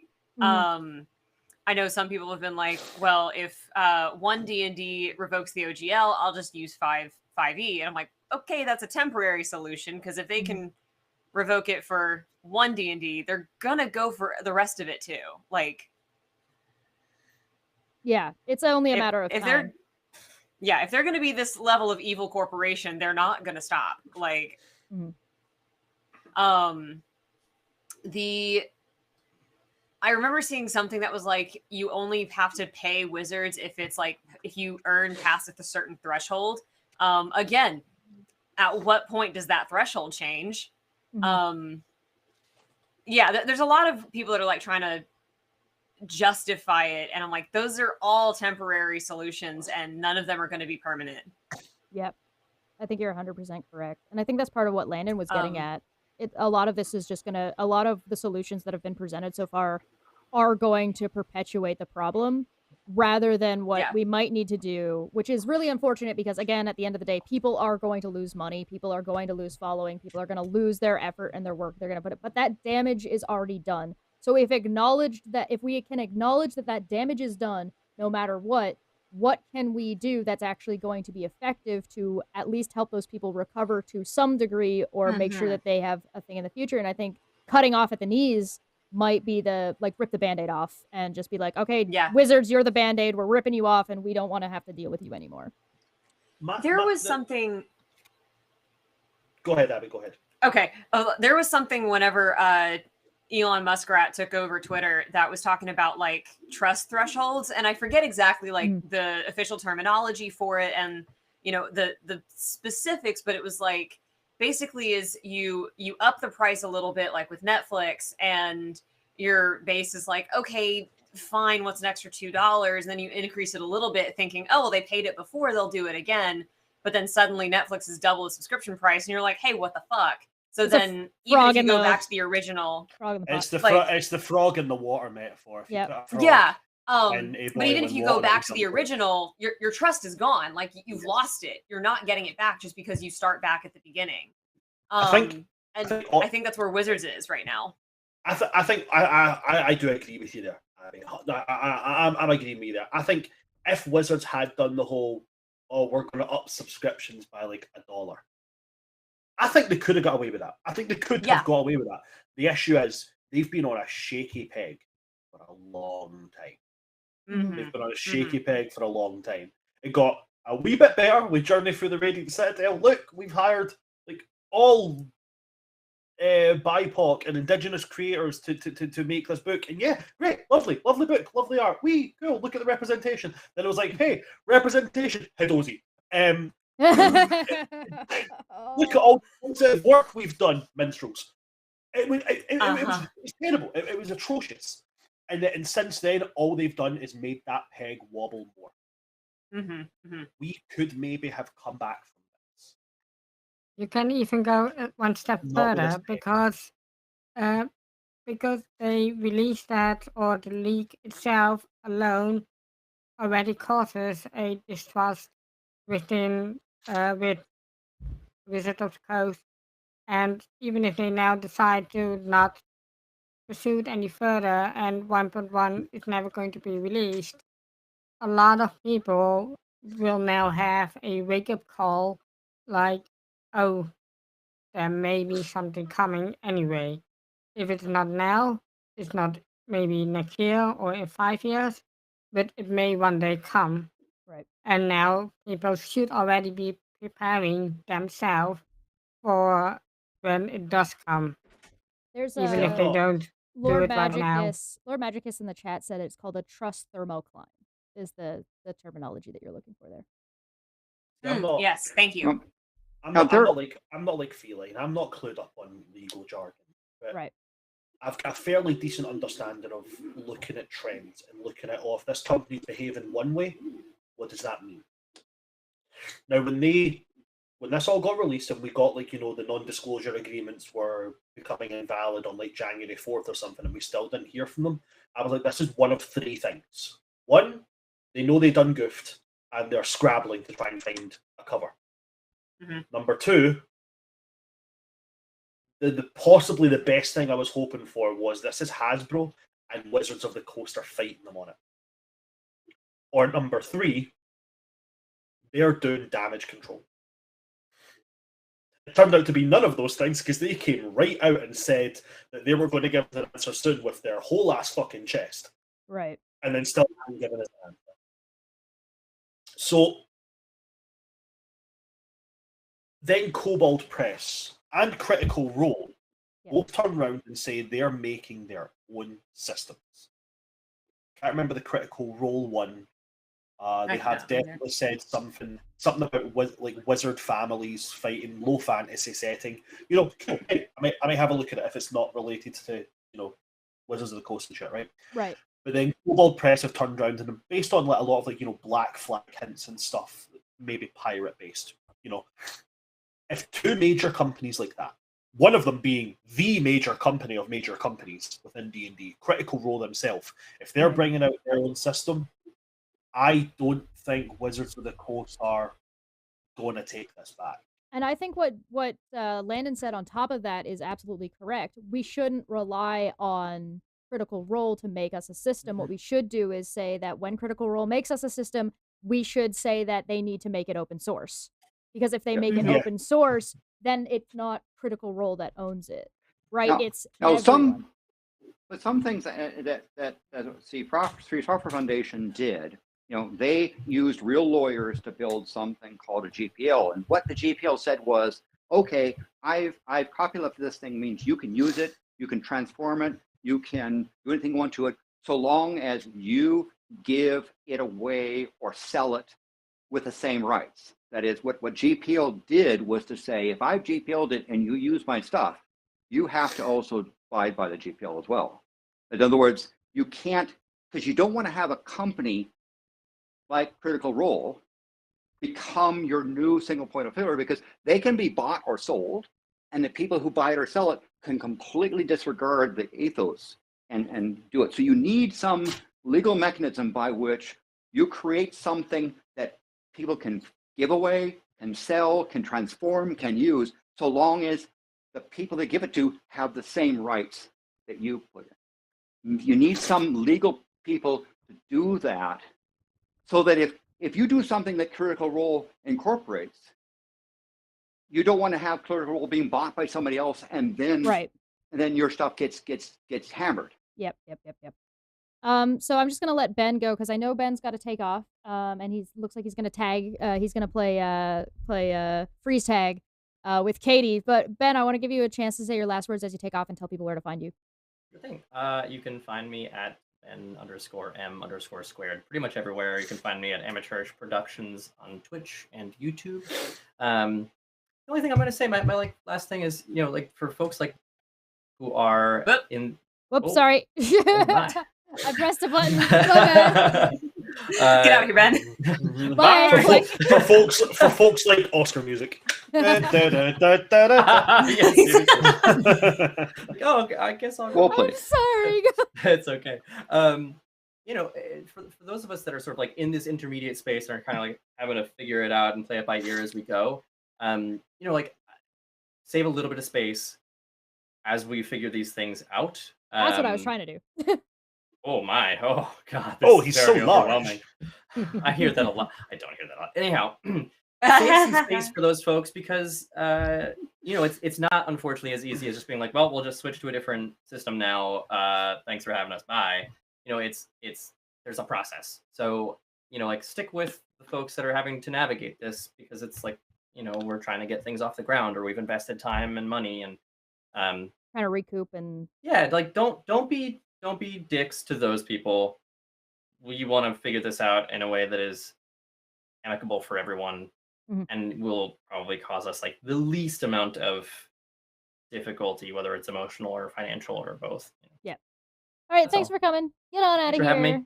It was lovely to talk to you. See you later. Likewise. Yeah. Oh, hey, look at that. Hi, Katie. How's it going? Hi. Who are you? How are you? What's going on? How you feeling? It just generally? Yeah. I'm fine. I've had a very back-to-back day, but I am fine. What do you how is this? What's going on? I said, what are you thinking about what's going on?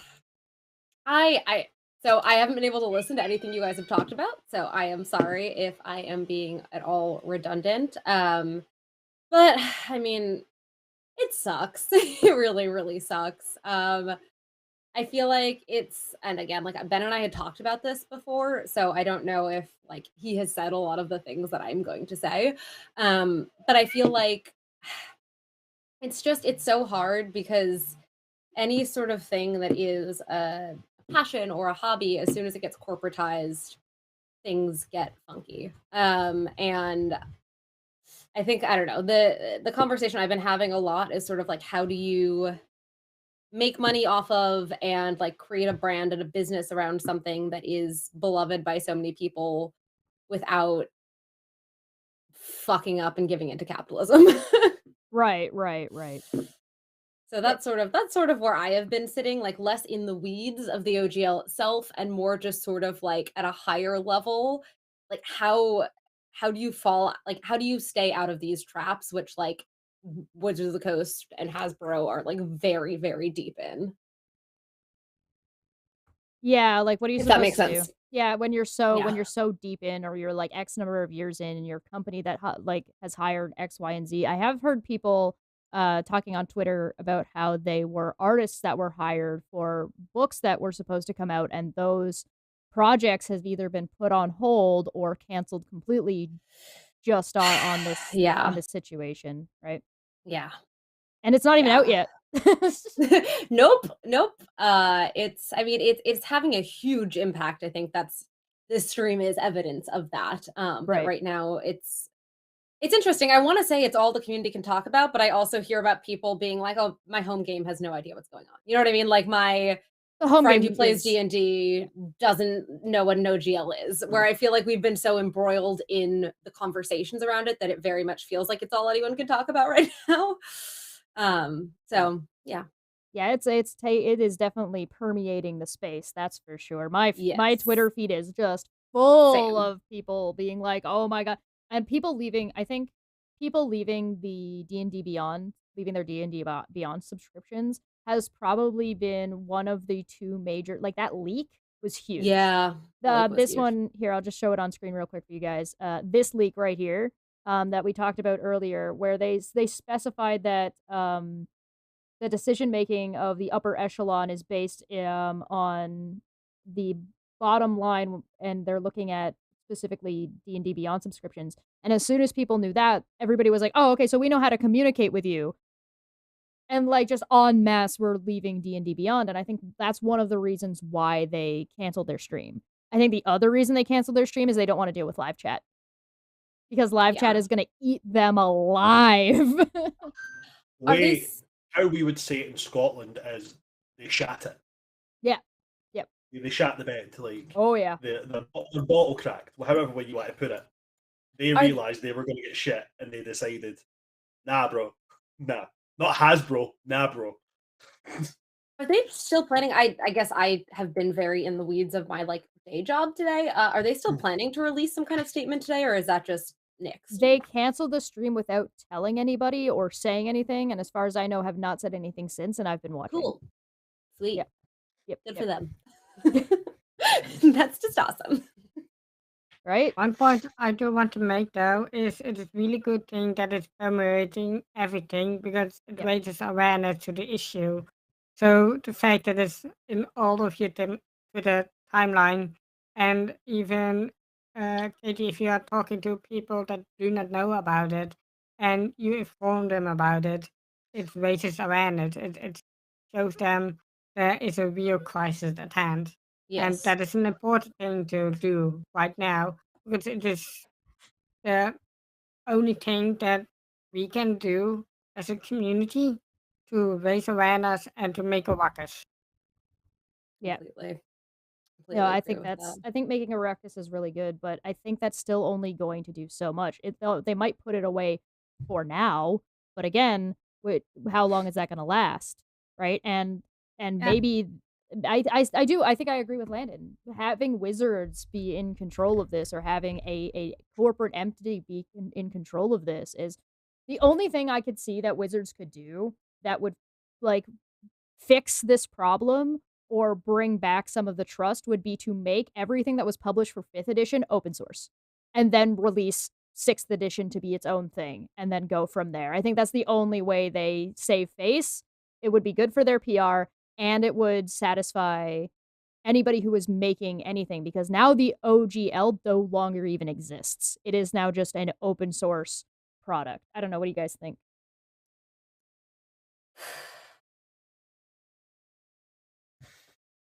I have some legal questions for that because Mhm.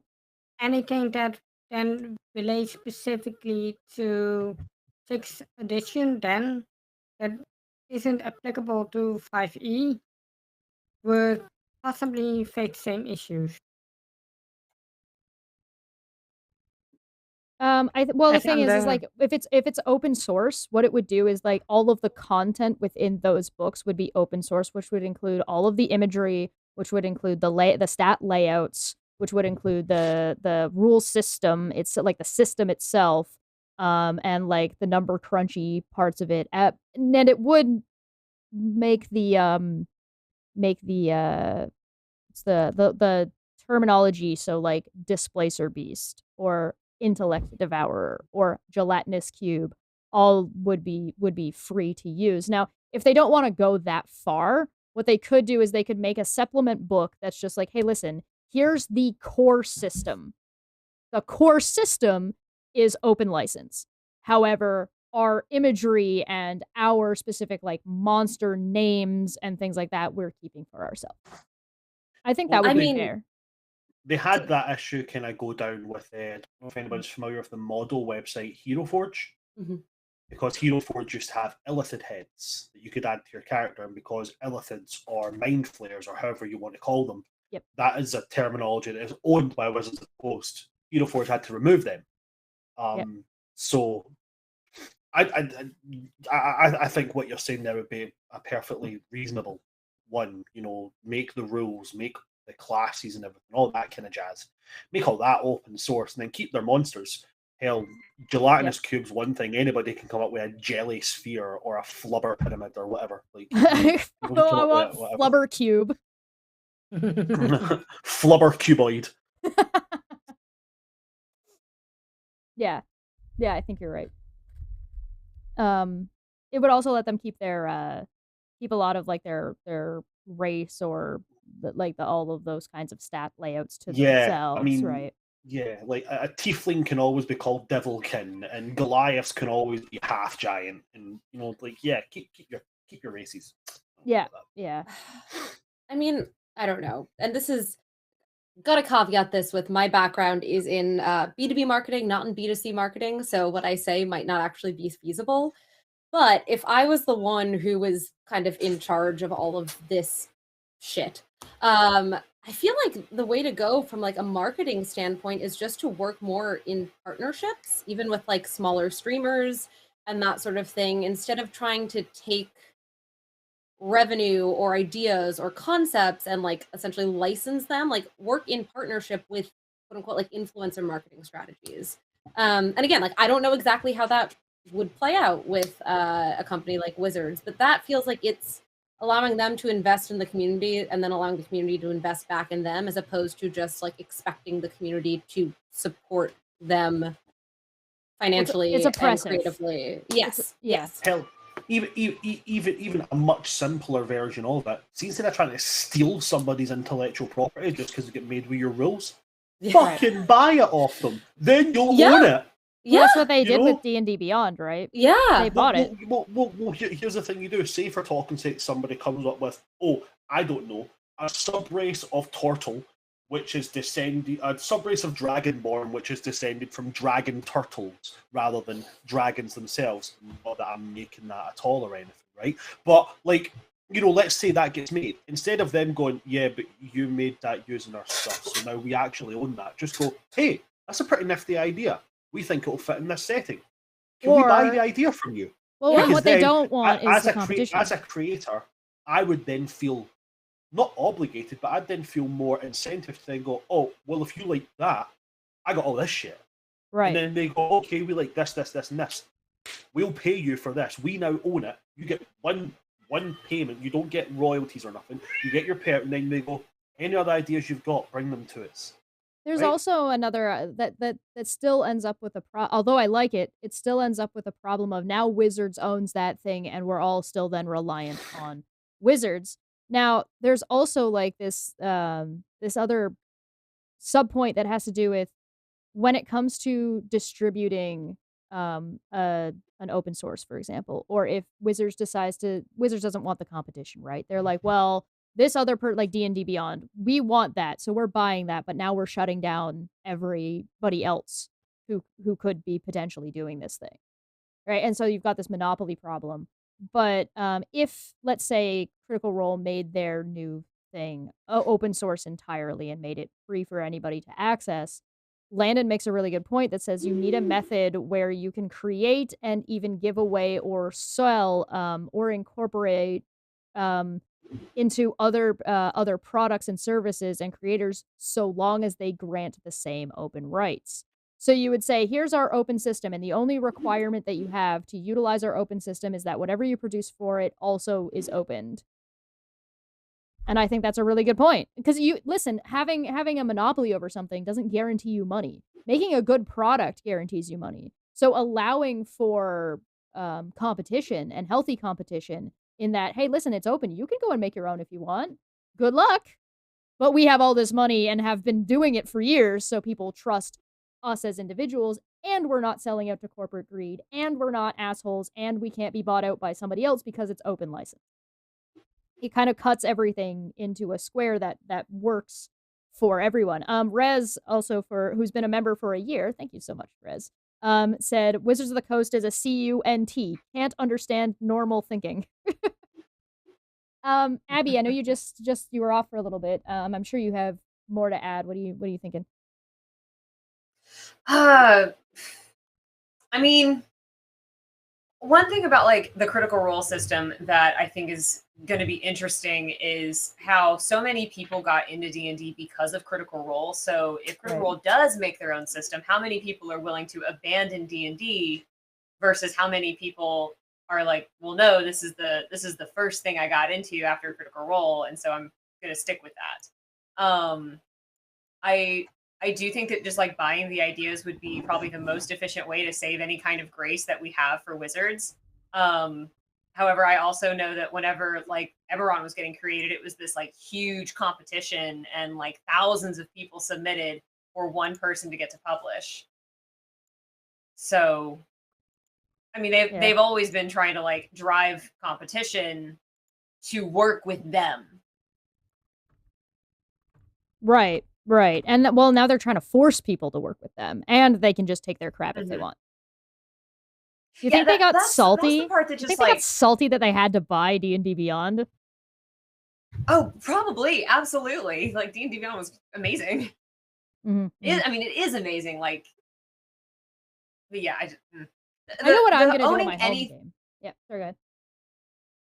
The owning anything that people make just like flies all over me, because I've literally been spending like a whole year making homebrew races on D&D Beyond, and like I made some for like a Barbie type campaign, and I made some Zelda stuff, which like, I mean, who hasn't, but here we are anyway. And like I had finally like gotten them where I wanted them. I had all the flavor text I wanted. And then this shit show happened. And I was like, I'm gonna keep that to myself. Never mind. Yep. Yo, right. Now, because they're losing out, because now people aren't going to use their system, so they lose out on money. Whereas if they made it open source, they would be able to make more money. It's capitalism done wrong, to the point that I don't even want to call it capitalism. Right. Well, that's the thing. I mean, to be fair, capitalism often is always done wrong. So yes. If you just worked with creators and you know, essentially like sort of like what Bran was saying, like, you know, you pay people and you say, hey, we want to use this thing. Here's your one-time payment, and make it so it's mutually beneficial. Like, I don't understand why they wouldn't want it to be mutually beneficial, right? Because when you have people who are in the space who are passionate about your product, who are making more content for that system, for that whatever, like, you're gonna grow, your sales are gonna grow, you're gonna have a good reputation of treating the creators in your space well, and it's better for your brand, and it's better for your marketing, and probably better for your sales. Like, I guess I just don't understand why you would take any approach other than that. Yeah, why wouldn't you? Money. Yeah. Money. Short, Well, yes. short sight. Very short-sighted. Well, the thing is, with these OGL now, it turns into, if everyone is going to stop producing dice, producing artwork, producing other merchandise, and it all stops, then it becomes upon Wizard of the Coast to start putting in the effort that everyone else is already doing on their own, which is basically free advertising, which is basically helping the game grow, which is what Wizards of the Coast would want. But instead, they're now creating the situation I that apologize, they my daughter's are coming to visit. having. Yeah, no Yeah, problem. that's fine. But they're now in the situation that they have to basically start doing everything themselves. Or they can offshore it, of course, but it costs a lot of effort to do so. And because everything comes from them, there is no natural spread of awareness, or there's no inventiveness from individuals that play and love the game. Yeah, it's this idea that or I guess a philosophy that kind of permeates a lot of like what I'm gonna loosely call the upper echelon of business. Like your classic dude in a suit smoking a cigar, drinking bourbon in his big windowed corner office that I can whatever my company owns, I need to have a stranglehold on it, and because if I don't make money, and I'm entitled to incredibly large profit margins. First off, the way business is supposed to be operated is at a very small profit margin. That's what good business is supposed to run at. It's supposed to run at a good, safe, plateaued profit margin. When you do things like this OGL or when you do massive firing to make your profit look like it's more than it is, that's bad business. That tells me that your business is failing because your business can no longer afford to employ people. That's failing business. That's business is doing poorly and doing bad. Right? So Nailed if you it. go ahead, sorry. Oh, I just said nailed it. Oh, thank you. There's this idea that this is not the only way to make money, and it's not even a good way for your business to make money because what's going to sell you stuff is going to be good PR and good product. And so if your product is good, you can make it free because you're going to make money off of it because you're going to sell your product in your version of it, make the system available for everybody. Everybody can make what they want, but everybody still recognizes you and your brand because people like your brand because you have good PR. The thing is, the PR can only save them so much on it. As I said earlier on, if they had not monumentally screwed the pooch on so many things before this, they could maybe have come back from this with an apology and then tried a year later and then maybe got away with it. But because they've screwed up so much, there's no PR they can do to save this. They could turn around and they could cure cancer, AIDS, and COVID all in one fell swoop. It still wouldn't save their fucking faces. They are like, it's a ticking time bomb, folks. That's what it is, honestly. In my opinion, the way I'm looking at it, it's a ticking time agree. bomb. I absolutely agree. Either D&D is never coming back to what we know, or Hasbro is going to lose the most profitable TTRPG that has existed since the 1970s, 80s. It's okay. They can just make all money off of their bajillion versions of Monopoly. Like the irony. The irony. It's really, really weird that like Monopoly is basically board game Skyrim. Yeah. Hi, try our new Monopoly. This time the dog has a monocle.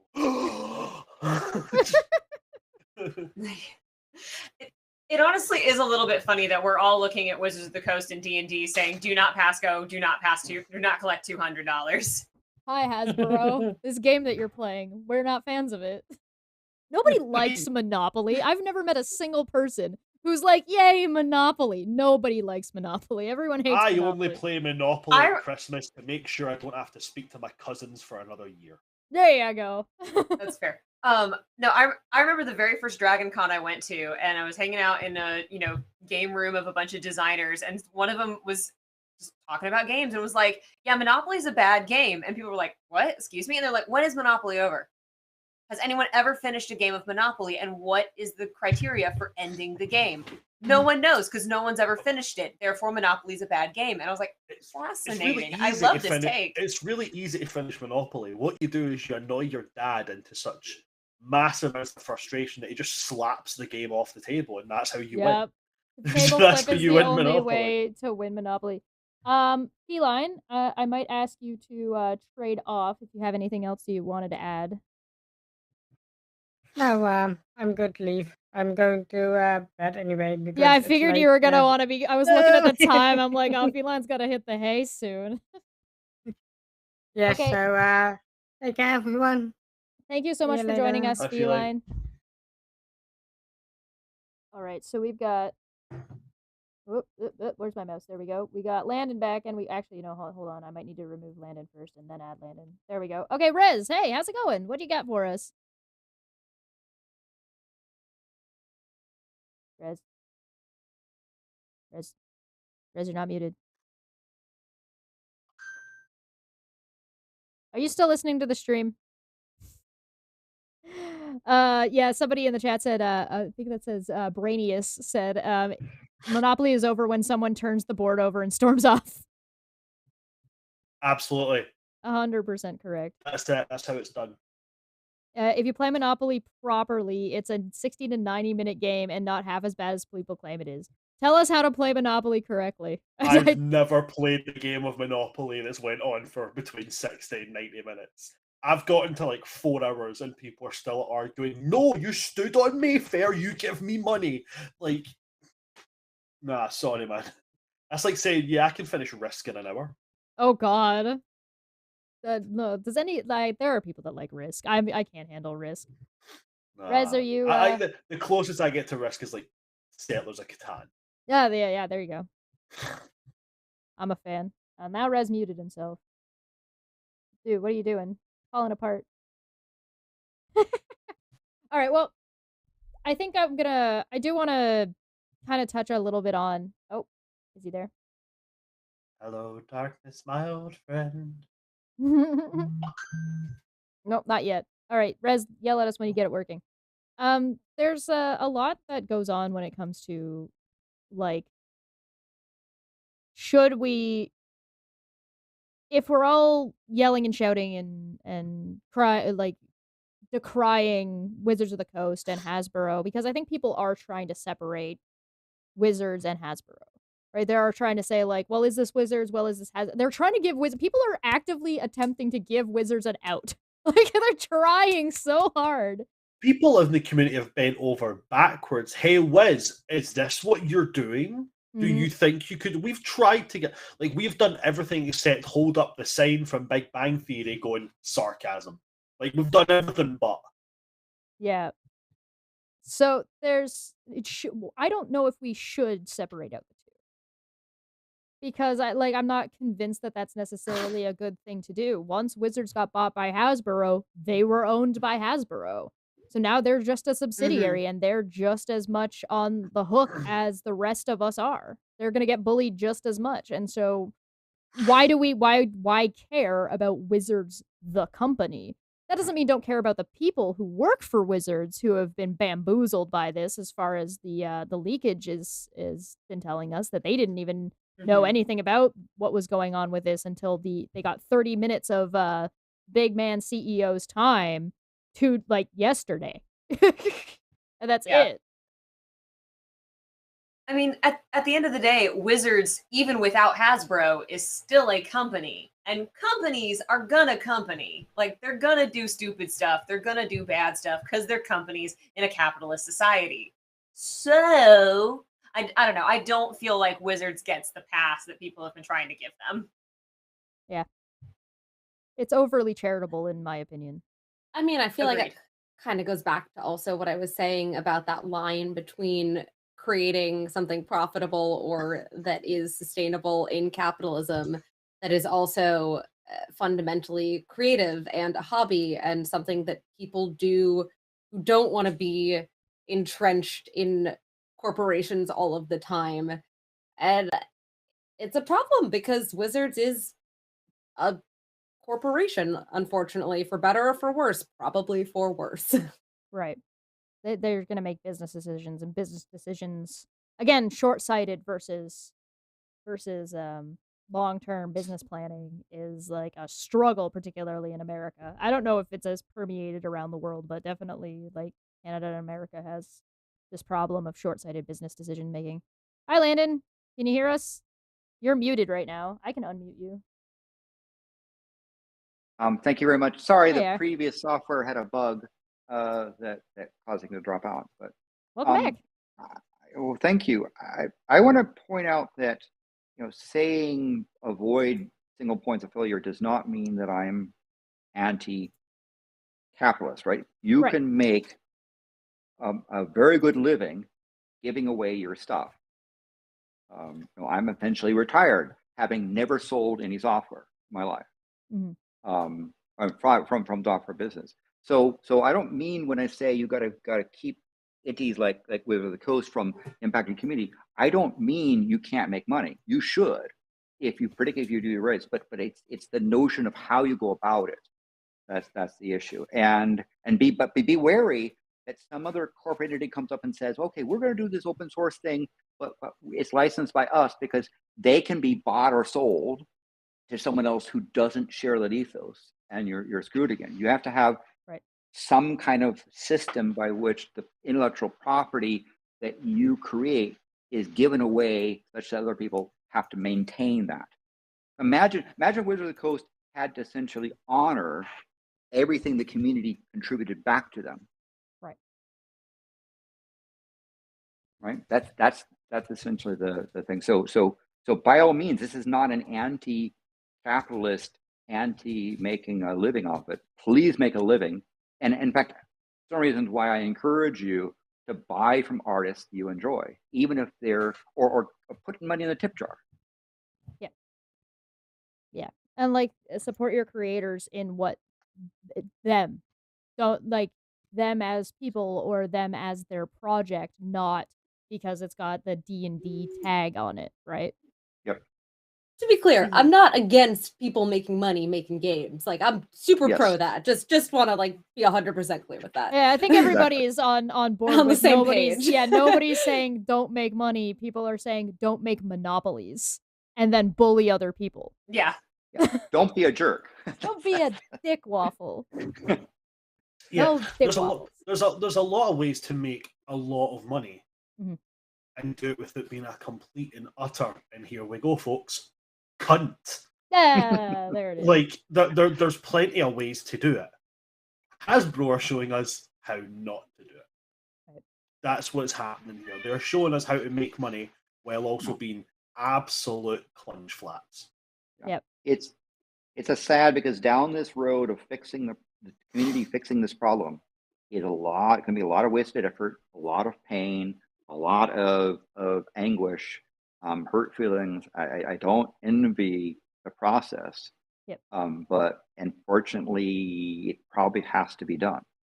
There is something that I've noticed as well, that it was awfully convenient that D&D Beyond suddenly had internal server errors when people started en masse canceling their subscriptions. Funny thing that weird. It's like, I'm sure it is due to the unmasked part, but it was funny. It was a funny and a little bit convenient. It's one of those things that it could be column A, it could be column B. Maybe both. Rez, are you there? Did you get your mic? Hello, open? can you hear me? Oh, we hear you. Yay. Hello, welcome. What you got Sorry, for I got us? a new headset and the mic is like Confused? oh sorry, I'm hearing myself in my own voice now. Uh-oh. Uh-oh. We believe in you. You'll figure it out. Hello. Hello. Oh, I still hear myself. What the Hello. fuck? Uh-oh. He's stuck. He's stuck in a loop of his own head. That's the worst kind of loop. Just give me 2 seconds. Well, Yeah. okay. Well, in that time, I want to... There's some bugs with the recent StreamYards thing, so you may be encountering one of those problems. Yeah, it took a Not wee your bit for fault. me to get in. Yeah. For anybody doing a home game, I'm going to tell you guys what I'm planning on doing. You guys can do whatever you want. I'm not telling you what to do. I'm just going to tell you what I'm going to end up doing. I already have a handful of books. I'm going to use those books. and I'm gonna keep using those books because I already paid for them. I'm not gonna like buy Nike then burn my shoe type thing. I'm going to keep my books and I'm gonna keep using them. But what I'm not gonna do is I'm not gonna buy any new stuff, and I'm not going to um do much of anything with any of the new stuff. I'm not gonna touch the new campaigns. What I'll probably do is look at other streamers or other people who are using that stuff and maybe incorporate it into my home game after not playing or supporting it in any way, shape, or form. But I'm just gonna take stuff like I've always done and say, "Hey, I read this book. It was really cool. I'm gonna use part of that in my D&D campaign." And I'm going to take from the rule books and from the books what I want to take that I've already bought and paid for, and then just not buy anything new and just I mean, it's take things from everywhere. From the point of view of myself, But it- I've got 7 campaigns. Mhm. 5. all D&D. No, wait, sorry, hold on. I've got 10 campaigns going. Dear Lord. 7 of which are streamed. Mhm.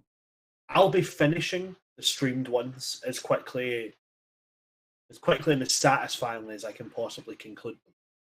And then I think until they really sort themselves out, I'll be moving on to, like, Call of Cthulhu, Dragon Age, Vampire the Masquerade, those kind of systems. It's just left too much of a sour taste in my mouth. Yep. Unfortunately, some campaigns that I have started have they've just begun when all this is going on. So I will have to continue them because my players deserve a satisfying conclusion. They deserve that much. Mhm. And I can bring them that using my creativity and the books I already have. Mhm. But it's going to take a lot. It will take a lot for me to continue to give to Wizards of the Coast. It would take a lot. It would take more than them just going, "Hey, 1.0a is going to be what we use. We're sorry." It's going to take more than that. I have a separate question, but before I move on to that, Rez, did you fix it? I think so. Yes, I did. I had the Awesome. Discord fucking Great. like mic check open still. Oh, It's just why I was hearing myself. that explains it.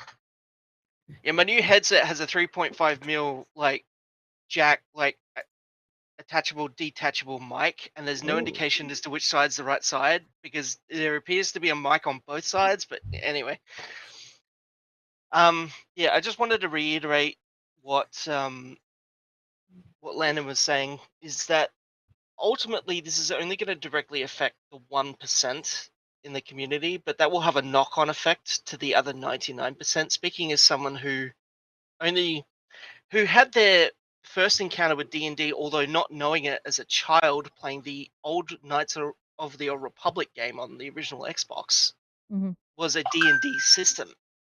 Mhm. I believe it's based on 2nd edition, if I'm not incorrect. That sounds was right. second And I had edition no was idea based at the on. time. Mhm. Now, growing up, it wasn't until 2013 when I had my actual first encounter with a TTRPG, and that was with Itme JP's roleplay series, specifically Hammer 40k Dark Heresy. Mhm. And I didn't become aware of Critical Role until 2018.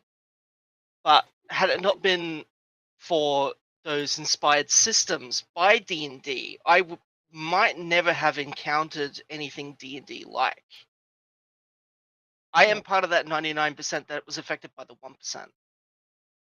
And I know there's some people here that are part of that 1% who are going to be directly affected. But those people being affected doesn't not affect me because I'm now part of the 99% that is very much intrinsically tied to this community that I care a lot about. And it sucks that the 1% are so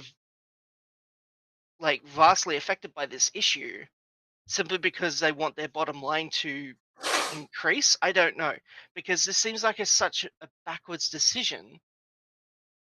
And now we can't trust them going forward because even if they decide to back off this horrible path they're currently on, we can't trust now that they won't try it again in the future, in the very near future.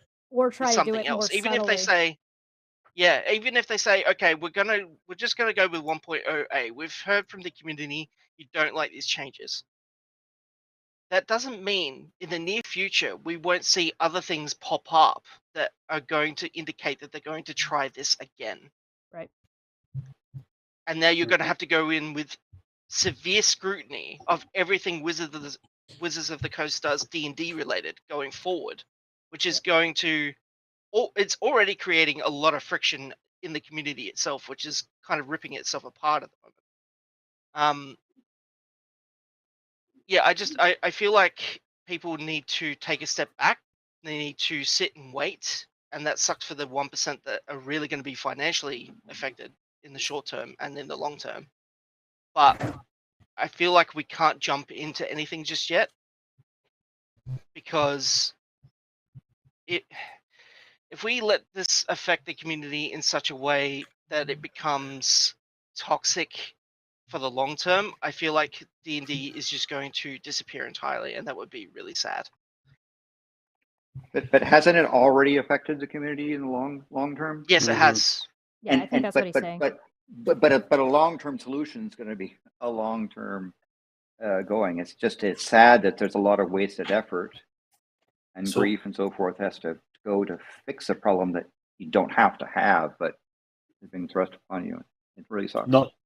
Not to interrupt the point, Paizo, just 7 minutes ago, have just said that we've announced a plan for a system-neutral open RPG license in collaboration with other game companies.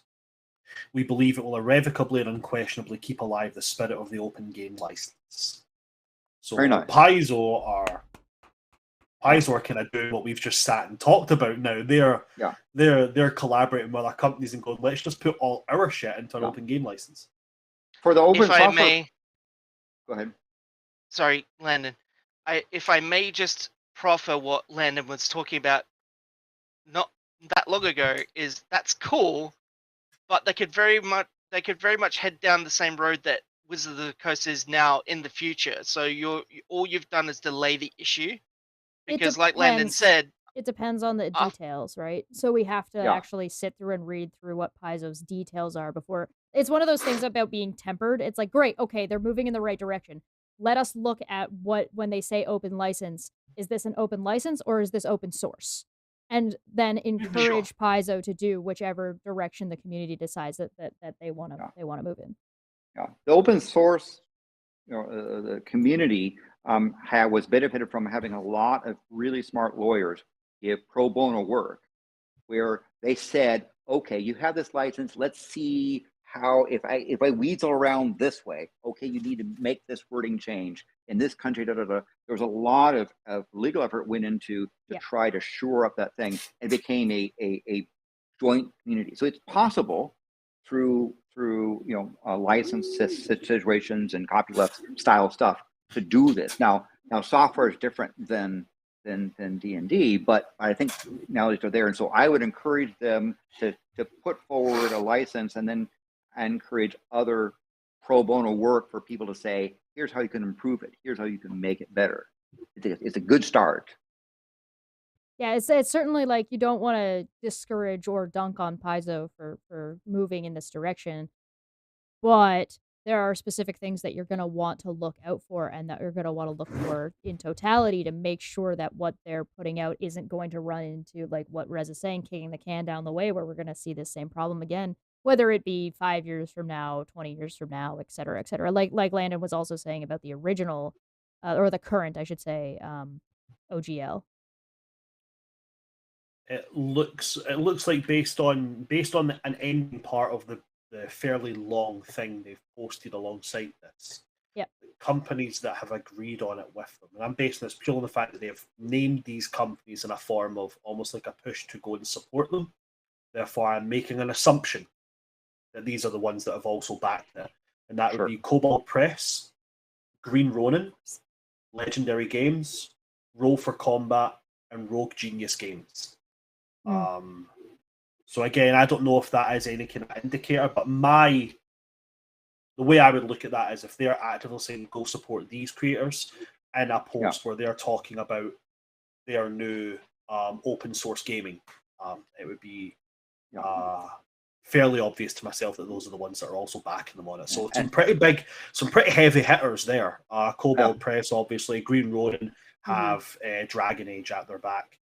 Legendary Games, not familiar with. Rogue Genius Games, not familiar. Roll for Combat, fairly large name, fairly up and coming as well. So yeah, you get some. They've got some good names there. It's a step in the right direction. The details are in the fine print, and if they have a good intent, those fine print details can be improved or necessary. The key thing is that those rights be transitive. That is, if you can freely use their stuff, then if you make something, transform it, and you give it or sell it, the people that acquire it have the same rights. You don't want to have something where you then restrict it and say, I freely obtained this and improved it, therefore now it's mine, right? You want to be sure that the rights flow through the license to other people and still make money at it, and still make a living, and still enjoy the community. You also want to make sure that you want to make sure that FISO isn't, and I don't want to accuse them of anything. I don't know what they are and are not intending to do, that they aren't just pouncing and being opportunist about what's going on. Sorry, go ahead. Well, I mean, a lot of the language that they're using in this is quite positive, or at least positive looking to me. A point that's made within the kind of larger, detailed outlet that they've got for this. One of the statements says, we believe that any interpretation that the OGL 1.0 or 1.0A were intended to be revocable or able to be deauthorized is incorrect. And with good reason, we were there. So that language is quite positive to me. It sounds like what they're saying is, we believe what Wizards of the Coast is doing with making it revocable is incorrect. We were there when it was made. We were there when the OGL was formed, which I believe was 1981, 1982? What about that thing? Sounds right to me. So if they're sitting speaking like that, it sounds like they are going into it with a pure intent. But again, sounds like. Could we have a link to this thing? I'll get a link for you. We've got a link here as well. It was sent by Ben, as well as sent by Lord Magicus in the chat. I can put it in the side chat as well. I can also make it available on YouTube for everybody. But if you can look at the outside. Oh, I guess I can present, can't I? Maybe not. Maybe we don't. I have here the because I don't want to mess up literally everything. So here is the Paizo's announcement system, neutral open RPG license. And there is a concern that within this it says that Paizo is saying that they don't agree that the original OGL can be removed. Now, that can be taken a couple of different ways. That could be taken as they don't agree that it can be removed, as in that Wizards has no right to revoke it. Or that could mean that they want to do the same kind of system where there is still this problem of one company or one group of companies, let's say, still owning a license, which would not then be open source. But I'll read this real quick for everybody, just so it's out there. For the last... that's some bad background noise. Sorry, I'm just going to mute people real quick while I read this, just so we don't run into... so it's audible. Here we go. For the last several weeks, as rumors of Wizards of the Coast new version of the Open Gaming License began circulating amongst publishers and on social media, gamers across the world have been asking what Paizo plans to do in light of concerns regarding Wizards of the Coast's rumored plan to deauthorize the existing OGL 1.0A. We have been awaiting further information, hoping that Wizards would realize for more than 20 years the OGL has been a mutually beneficial license which should not and cannot be revoked. While we continue to await the answer from Wizards, we strongly feel that Paizo can no longer delay making our own feelings about the importance of open gaming a part of the public discussion. We believe that any interpretation of that the OGL 1.0 or 1.0A were intended to be revocable or able to be deauthorized is incorrect with good reason. We were there. Paizo owner Lisa Stevens and Paizo president Jim Butler were leaders on the Dungeons & Dragons team at Wizards at the time. Brian Lewis, co-founder of Azora Law, the intellectual property law firm that Paizo uses, was the attorney at Wizards who came up with a legal framework for the OGL itself. Paizo has also worked very closely with OGL-related issues with Ryan Dancy, the visionary who conceived the OGL in the first place. Paizo does not believe that the OGL 1.0a can be deauthorized ever. While we are preparing to argue that point in court of law if need be, we don't want to have to do that, and we know that many of our fellow publishers are not in a position to do so. We have no interest whatsoever in Wizards' new OGL. Instead, we have a plan that we believe will irrevocably and unequivocally keep alive the spirit of the open game license. As Paizo has evolved, the parts of the OGL that we ourselves value have changed. When we needed to quickly bring out Pathfinder First Edition to continue publishing our popular monthly adventures back in 2008 using Wizards language was important and expeditious. But in our non-RPG products, including Pathfinder Tales novels, the Pathfinder Adventure card game, and others, we shifted our focus away from D&D tropes to lean harder into ideas from our own writers. By the time we went to work on Pathfinder 2nd Edition, Wizards of the Coast open gaming license was significantly less important to us. And so our designers and developers wrote a new edition without using Wizards' copyrighted expressions of any game mechanics while we still published it under the OGL. The reason was no longer to allow Paizo to use Wizards' expression, but to allow other companies to use our expression. This is all good language so far, in my opinion. We believe, as we always have, that open gaming makes games better, improves profitability for all involved, and enriches a community of gamers who participate in this amazing hobby.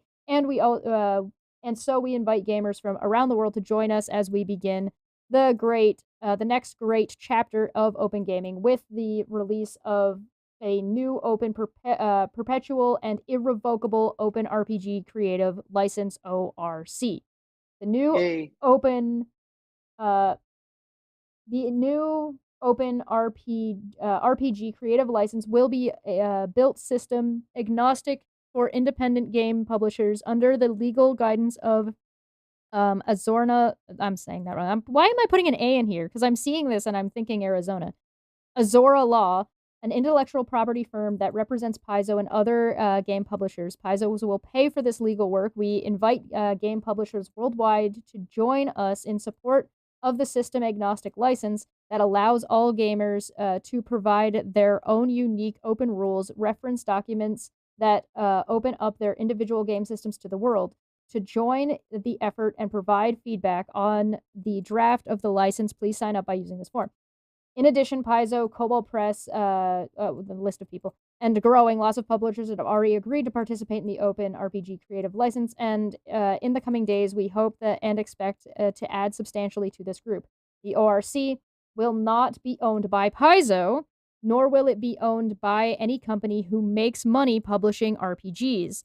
Azora Law's ownership of the process and stewardship should provide a safe harbor against any company being bought, sold, or changing management in the future and attempting to rescind rights or nullify sections of the license. Ultimately, we plan to find a nonprofit. We plan to find a nonprofit with a history of open source values to own this license, such as Linux Foundation. Of course, Paizo plans to continue publishing Pathfinder and Starfinder even as we move away from the open gaming license. Since months' worth of products are still in the printer, you'll see the familiar OGL 1.0a in the back of our products for a while yet. While the open RPG creative license is being finalized, we'll be printing Pathfinder and Starfinder products without any license, and we'll add the finished license to those products when the new license is complete. We hope that you will continue to support Paizo and other game publishers in this difficult time for the entire hobby. You can do your part by supporting the many companies that have provided content under the OGL. Support Pathfinder and Starfinder by visiting blah, blah, blah, blah, blah, blah, blah. Advertisement. This is Paizo Inc. Well, fascinating. I'm going to applaud that. What do you guys think, panel, now that you're back audible? I think all of that sounds great. All of that sounds fantastic. And the thing is, they've used a lot of, not legally binding, but, fairly socially and honor binding words there. Like, we Yeah. will not go back on our word. We are there with you. We are on your side. And So if they it, were to go back on this, it it would really be even worse does. than the situation right now. It really does sound quite encouraging. And again, if it's a community based, if this is something they're putting out to the community, I think some very smart legal minds can help strengthen the framework. Because the way you sort of do it is you have somebody saying, well, if I were adversarial and try to poke a hole in it, what would I try to do, right? And so you can take that scaffolding and shore it up, and go forward. So I think this is really a good, it sounds like a good start. The other side of the coin is the community needs to be able to say that what Wizard of the Coast Hasbro done is not acceptable, and to not fall into the, well, but I'm a small person that Yep. that falls into the thing. You need to both say, I like this open gaming stuff, and I'm not going to play by the Wizard of the Coast rules, even if it's quote standard or popular or everyone does it, right?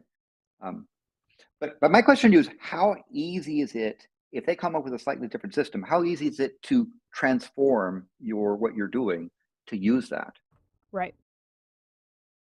Yeah, and I think that there's a big old question mark around what we end, because again, this is a post from them, not the legal documentation, right? So you can gussy something up and make it look lovely and sound great, and I'm not gonna lie, this sounds really good. It sounds like it addressed a lot of what we've been talking about here and what we would like to see moving forward. Now it's a matter of getting the rest of the community on board with what we were talking about, but also making sure that Pfizer, oh my god. Freudian slip. It's all a conspiracy. COVID's involved. Oh god damn it! If FISO follows through with what they're intending, or what they seem to be talking about and addressing here, I'm wary about signing anything with and signing on to anything based on a PR document that's come out alone. I want to see what they've got legally in the works before I would sign on to And anything. be table tested, game Yeah. tested, and legally. Understand if this becomes effective in muting what Hasbro is doing, Yeah. they're going to try to challenge it legally in court. They're going to try to find something to say, well, you use this thing, which is our stuff. And again, you don't have to have a legally moral case to try to bring it to court. Hopefully they'll lose, but if it becomes effective, you might see. I mean, it sounds like Hasbro Pfizer going after them. were already anticipating that and were prepared for it if need be. Yeah, It really does. This seems like things they've already had in the works, and they've basically just done the Braveheart thing of going, hold. Nah, they fucked it. No, that's very much what it's like. Yeah, I mean, That's I can the hope. only time I will reference Braveheart in a positive manner. That movie is garbage. Yep. Yeah. I think, Katie, what do you think? Yeah, I mean, I feel like everyone has kind of said what I have been thinking, and mostly I've just been like, I should probably play Pathfinder. But I feel like it goes back to what we were saying at the beginning of the conversation, right? About like what route Wizards could have taken Mhm. and how that would have been better for the brand. And I feel like they are just doing that. And there is stuff that still needs to be figured out legally. And, it's not, again, this isn't a legal contract. This is a social promise, which obviously they are not the same thing. But I do think that it bears a decent amount of weight, especially in a community like this that really does hold, especially brands accountable to the things that they say that they're going to do. So I would love to see what this looks like when we actually kind of get into the legal side of things, Once we get the meat as of it. well. Yeah. I would tell people to be tempered and be cautious about signing anything right now with Yes. anybody, or signing on to anything. I would suspect that the people who have signed on to this already have been part of the process in releasing this information. So Yeah. they probably have a lot more information than what the rest of us have. And again, they just dropped this while we were live. So I'm not saying that they should have already put anything out. It's going to be like a slow burn of getting more information as we go. I'm just Yeah. advising like a little bit of temperance and making sure that you've actually read all the fine print and agree with it and kind of figure out how you feel and what you think about what's been going on, and don't make decisions when you're mad.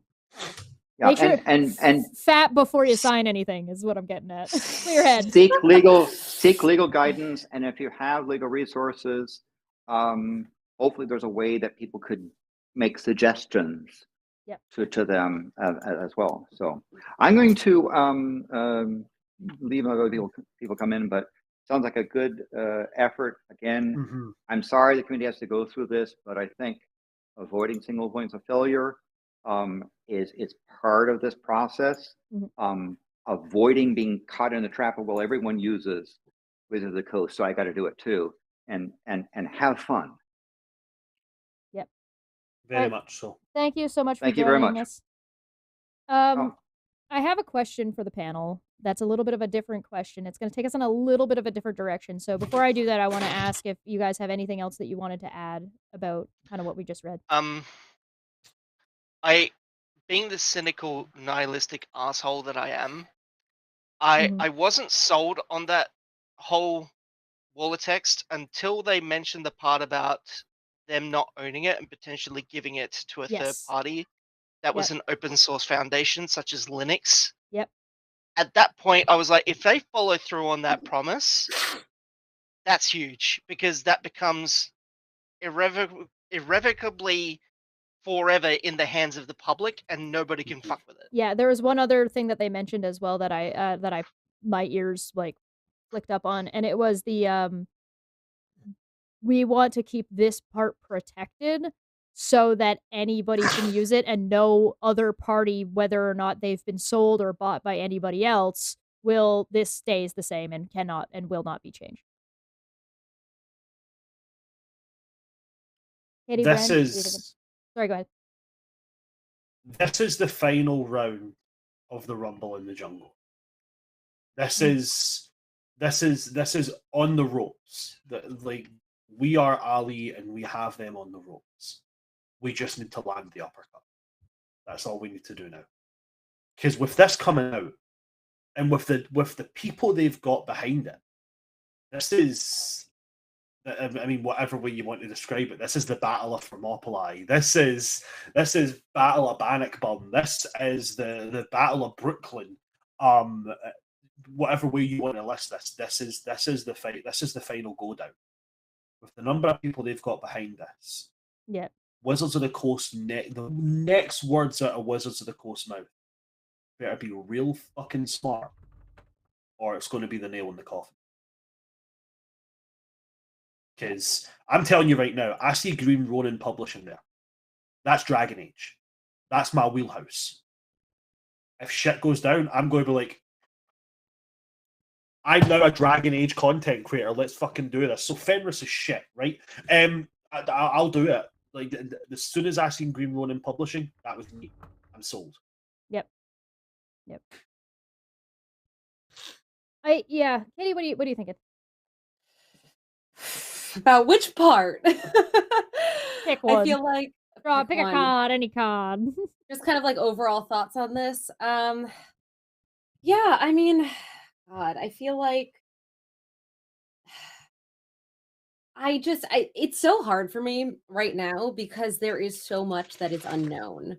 And I think that is sort of where I fall on a lot of this, where it's like things that are happening are not good. There are some things that are happening, like this announcement, that could potentially be really cool and really interesting and might have really strong impacts and ripples across the TTRPG space for a very long time. But I'm just so hesitant to make any sort of speculations when we still don't even have a fucking statement from Wizards at this point, which is that's I mean, I think that the silence, you could argue, is in and of itself some sort of statement, but at the same time, it is so hard to go off of what little nibbles of information we are able to get on Twitter and from journalists and that sort of thing. So I am very careful and very tempered in sort of any assumptions or speculations that I make outside of this could be very fucking bad. And some of these other things could be really cool. I know is not the most insightful thing for me to say, but it's so hard when you don't there's so much we don't know. Yeah. Yeah, I think that's fair. There's a lot of things up in the air. And again, I would temper people to be a little bit cautious when it comes to what you sign on to, and be patient with Pathfinder here as well, with Paizo as well, because Yep. it's going to be easy to misstep, and it's going to be easy to accidentally whoops this up and have like some weird clause that people didn't notice. So take your time, breathe, read it through, let everything come out before you go too far. I also just wanted to throw this out here. Sam made a Hasbro logo. I thought you guys would get a bit of a kick out of that. So funny. All right, so I'm just going to take this in a quickly different direction right now. Hasbro owns a lot of shit, not just Wizards. With the way that Hasbro and Wizards has handled this, is this going to affect people who play Magic? Because the people who play Magic are going to stop collecting Magic cards. Are people who have invested, like, there's a lot of investment there. Yeah, see? There's a lot of crossover between all those Yeah. fan bases, so I would say yes. And even besides that, what about board games? What about Monopoly? Are you going to buy another copy of, or a new copy of Monopoly? Because it's got Game of Thrones on it or something like that. What's the point? They're all the same. Nobody likes Monopoly. It's just a way to make sure your dad leaves you alone. For Pick a game people like and use that one as the example. I It don't. will still sorry. affect me as a Magic player. Mhm. I mean, I've invested into Magic. I have a deck. I have a deck right here that is currently worth over $4,500. Yep. I've invested a lot into Magic. Yeah, of course it's going to affect. It's going to card prices will plummet. I mean, it's fairly weird to think of the fact that Magic cards are almost a currency in and of themselves within the geek sphere. But yeah, those prices will plummet. They'll just they'll crash. I'm interested to see what happens to Hasbro's stock after the first quarter earnings report comes out, with all the D&D subscription apocalypse going on. Yep. As well as all this other crossover we're talking about with like cards not selling as well, because that will happen. Can almost guarantee it. A lot of like D&D and adjacent fans are also Magic fans and whatever else that Hasbro sells. This is going to have a knock-on effect, I think, that will so severely affect the first quarter of 2023. They will almost have to revoke this decision, if only to like appease their stakeholders, and that's the only reason they do it. Which would still be good, but again, would only kick the can down the road until they try it again. I mean, from what I'm looking at, the subscriptions that they had are purging quickly. Yes. Yeah. So I just did a very quick Google search because I obviously don't know this off the top of my head. But as of April 6th of 2022, Wizards made up roughly 70% of Hasbro's value, which I did not know that. And I think that puts a very different spin on how Hasbro as the parent company is going to be approaching this. Because in my head, I was like, oh, they have so many different things. Like, this is the Wizards piece. I'm like, this is their board game piece. But yeah, they're so screwed when it comes to their like earnings and all that kind of stuff. And I agree, the stock's going to take a nosedive. It doesn't surprise me that like 70% is Wizards related, because like D&D Beyond is a huge chunk, because they had up until recently 10 million subs, and that is not a cheap subscription. Yep. Is there a way? Can we actually see how many subs they have, or is that not? No, that's not public information. I tried looking. That would have been nice, but yeah, that would have been nice. I'd have loved to watch that. Would have been nice to just watch that number go down. Yeah, just watch it just tank into oblivion. There might be a Social Blade sort of like adjacent thing, but that wouldn't be 100% accurate. Yeah. There's something in the chat here that I want to touch on real quick because it makes some interesting points. Is that one is that other than Matt Mercer liking the anti without a Krister with what other oh my god, I live in a world of doom and slush and garbage. The Wizards of the Coast comment. They have to be super careful. Yeah, so do not be surprised and please be patient when you're dealing with like the Critical Role cast. Like they can't say or do dick shit anything right now until they know for sure what their company is deciding to do moving forward. Yeah, they have their own company with their own employees to protect and Yeah. their own livelihoods, And- and they are likely legally bound to say nothing disparaging whatsoever. And I'm seeing this quite a lot when it comes to Critical Role. I'm seeing a lot of people doing the whole tagging Matt Mercer. What are you guys going to do? Like, people realize it's Travis Willingham who's like the head of it, right? People the understand producer. that, right? Yeah. He's the guy that runs Critical Role. Travis Willingham. Matt Mercer is the GM. Matt Yeah. Mercer, I believe, is also one of the creative directors behind it. Yeah. But I may be wrong on that. He may have other positions in it. But if Travis I Willingham can- is the one who's kind of like steering the ship. If I can speak to that, is that whilst Travis might be the CEO of Critical Role, Matt is still the face of both Critical Role and D&D at large for a lot Yeah. of people. Mhm. In fact, I would say the majority of people that are aware of D&D and Critical Role are only aware of it because of Matthew Mercer. No, I understand that he's the face, but Johnny Depp is the face of Dior. I'm not going to ask him about what their stance on certain things is. Right, Sure. right. You know, I'm going to speak to the guy who runs the company. I think people forget that Critical Role is also a business. Yeah. And that they aren't just a bunch of friends who get together and play D&D. Not anymore. Yep. No, not anymore. And that they have all of these, like we talked about this briefly, but they have all these contracts in place. You know, they very likely aren't super affected by the OGL. Not that they should not be, Concerned, paying yeah. attention to what's happening, concerned about what's happening in the community. But I've seen so many people be like, Critical Role is just gonna drop D&D, and I'm like, they very likely have multi-year contracts in place right now. Like They they might not very be able to. likely, like even if they wanted to, and honestly, who knows? I don't know any of them personally. I'm not gonna speculate about what's happening behind closed doors, but they are not in a position right now to make a statement, to change their system, to really like at at risk of sounding too overly simplistic, I almost see them as like a subsidiary of Wizards of the Coast. Almost, yeah. I see yeah. what you're saying.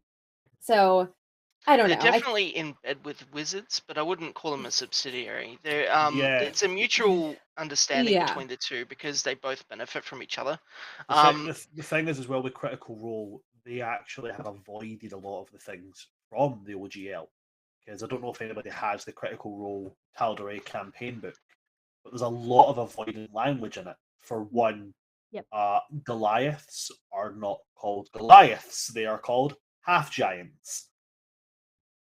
Avoiding the term of Goliath, which is penned for specifically D&D under Wizards of the Coast. So I think they actually have, taken some steps to protect themselves on that by themselves. They absolutely have.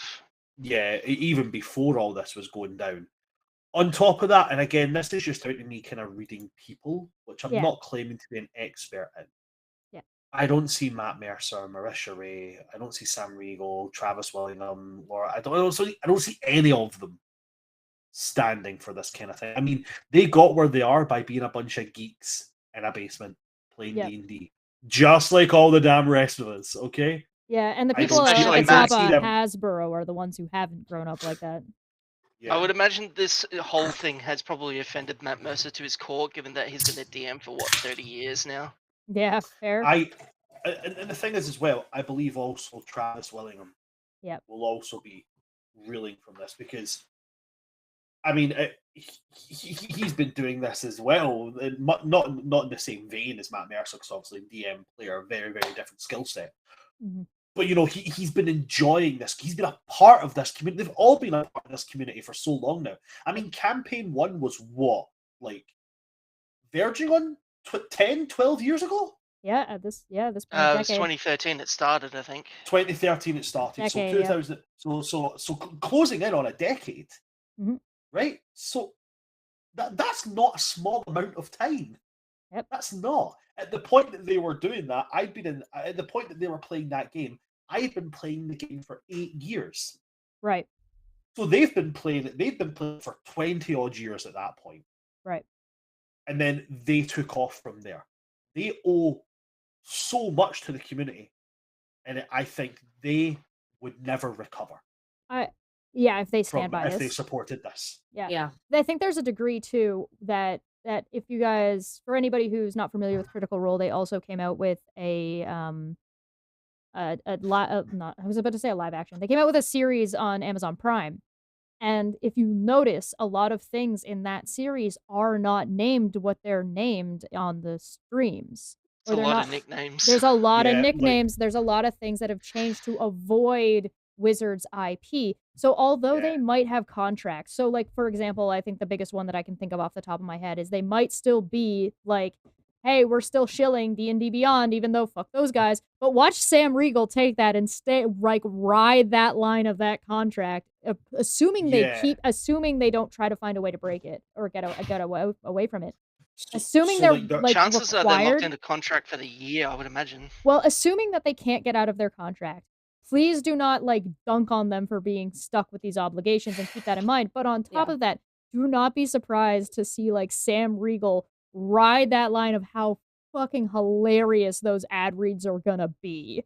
Of him telling them in no uncertain terms to go fuck themselves in different ways every week. The thing that we can also rely on is the fact that Matt Mercer ain't no fool. He's not. Sure, yeah. He excels at what he does. I mean, for DMs, I don't know. Maybe I'm speaking over, right? As a DM, I didn't come into this hobby through Critical Role, but I have learned from Critical Role. I am not a Matt Mercer era DM, but I've definitely modelled how I DM off of some things that Matt Mercer does. Same way I've modelled after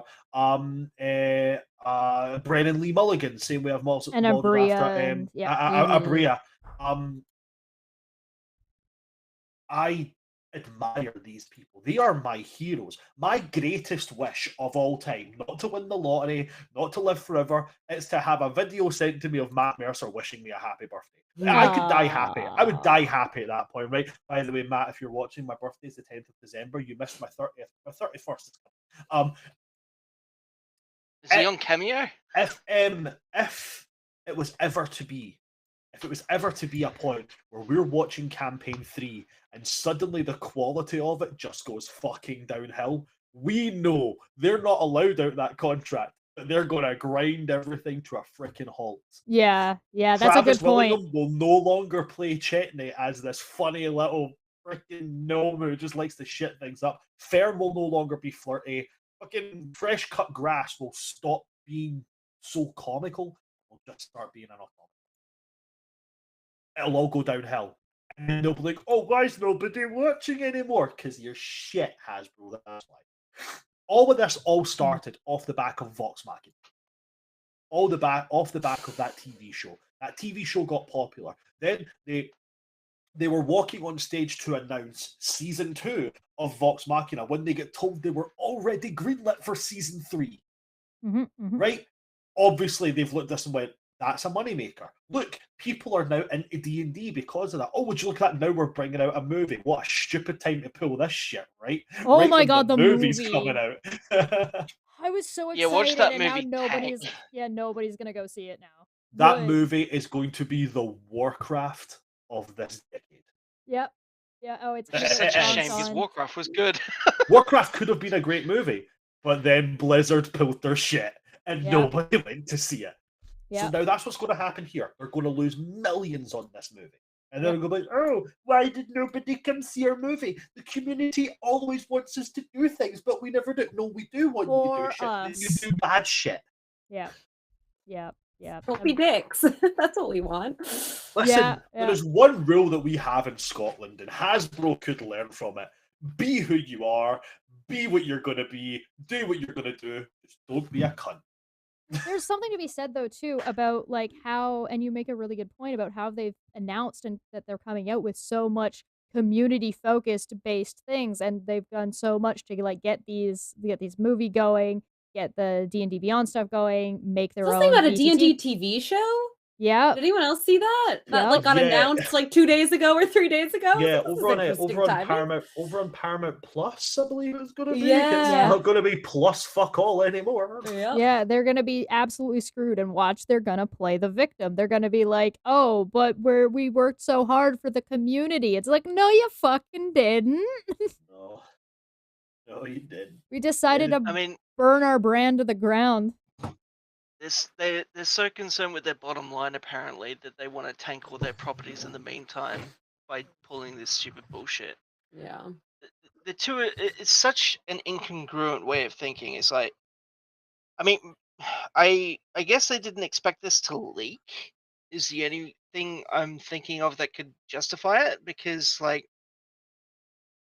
all their decisions in the wake of the leak only make sense if you didn't expect them to like for it to leak. They could I have don't done think they nothing. deliberately leaked it. They could have oh, you think somebody at Wizards deliberately leaked it? Like, that's, like, internal to make sure that everybody knew to burn the company to the ground? I've Well, heard we know murmurings from somebody people did. that are conspiratorial in nature that like Wizards leaked this to gauge like community interest. I'm like, no, that doesn't make any sense when you take into account all their It's too other far. actions. It's They too didn't far, yeah. expect this to leak. That's the only way to make this to make sense. Somebody at the company has a conscience and decided to leak it, like at their own peril, potentially. Well, somebody has leaked something and said the reason they've done it is because the community they love is in danger. Yep. Exactly. And that's very I don't think people realize how volatile language that is. It's one thing to say a community I love is being harmed. A community I love is being threatened. A community I love is in danger. Yeah. Like that's not like, somebody holding a knife up to you and going, "Yeah, give me your wallet." That's being threatened. Somebody looking through a sniper scope at your forehead, you're in danger. Yep. Okay? There's a difference. Right. It's very, very volatile language. And I don't see it being good. I don't That's see the kind of Hasbro's language you would response to expect it from a being good. DM. I'm gonna. Yeah. Are you sure you want to try that? I'm gonna get both of you to pause. Katie, I know you were saying you're gonna have to jump in a little bit, so if you want to Yes. shill, tell us your final thoughts and get the hell out of here. My final thoughts are this is a shit show. And I know that we over on Amateurish have been having about 1.5 million conversations with all of our GMs and DMs and just sort of figuring out what the fuck to do. I'm sorry, can we curse on your stream? I just realized I've cursed a lot and didn't say is this I let the Scottish guy in. I let the Scottish guy in. I knew, like, I was about to say, like, if we are, I broke a lot of rules. No, you're fine here. Again, I say, which I will repeat for everybody out there, the logo is like a parody of Pornhub. You're fine. That's fair. Great. Okay. So yes, shit show, definitely having tons of conversations with lots of the creators that we work with. I am very much keeping my ear to the ground about everything Wizards of the Coast related, but also other systems related to sort of see how people in the space are interacting with it. It's not looking good. And that's not a great way to end, is it? I'm not optimistic. Bye. Doom and gloom, burn everything to the ground. No, here's what I will say. I think that there are a lot of other really fantastic systems out there that I am super excited to explore. See, positive. I spun it. And yeah, I mean, we are going to be pausing on creating any additional 5e content. We have a lot of new campaigns that are starting on the channel that aren't in D&D, and that's sort of the approach that we're going to be taking for the time being. And we'll see where we land.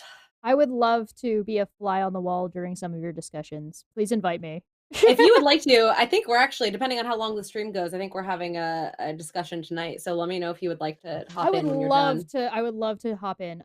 Actually, I think we should probably start looking to wrap up the stream now. So I want to let Bran go and give us your thoughts and feelings on the situation. I'm gonna pop out. If that's an open invitation to join in on that one later, I'm happy to join in as well. All right, yeah, shoot me a Twitter message, Katie Mehra, Mehera on Twitter if we're not already connected, because I never know who I'm connected to. But yeah, no worries. Let's chat. Come through me. I can help hook you guys up. Right.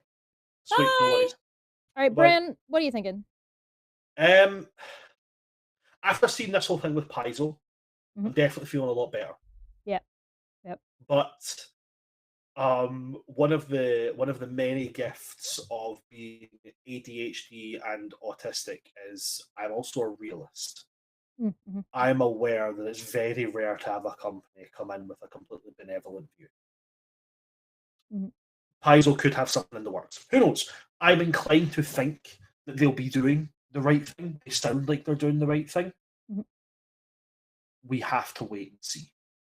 But the thing that people have to realize, and I implore you to do, is when we had people who were an issue within the D&D TikTok space, we came together as a community. They stopped being a problem. When Freckled Hobo started her stuff, we came together. Yep. She's no longer part of it. We came together. We solved that problem. When the Hadozi were brought out and it had massive racial stereotypes, we came together as a community and we fixed that problem. Mhm. We can do this. We just have to stick together as a community. Stop fighting each other. Aim your weapons correctly. Yep. Go for the throat. Cancel your D&D Beyond subscriptions. I rely on it to make a living. I've cancelled it. If I need to, I'll use the books I've got. But Yep. yeah, we need to come together as a community because we're only going to win this with numbers. Yep. That's what we need to do. I absolutely agree with you. I think you're 100% right. Rez, do you got any last words that you want to bring in? And then I got some final thoughts. Just that, like, I might end up using this because I'm currently writing a fiction story of sorts. It was originally going to be a book, but I wanted it to have like choose your own adventure esque like points in it, Mhm. where you could like choose a path the character was going down. Yep. And it was going to be D&D adjacent in terms of like it was going to use some similar races and spells and stuff like that. But now I'm thinking instead of going like similar but different, I'm thinking more like down the line of like different but similar. And then maybe I'll use that as an excuse as like this is how I'll world build into like an open source like TTRPG system too.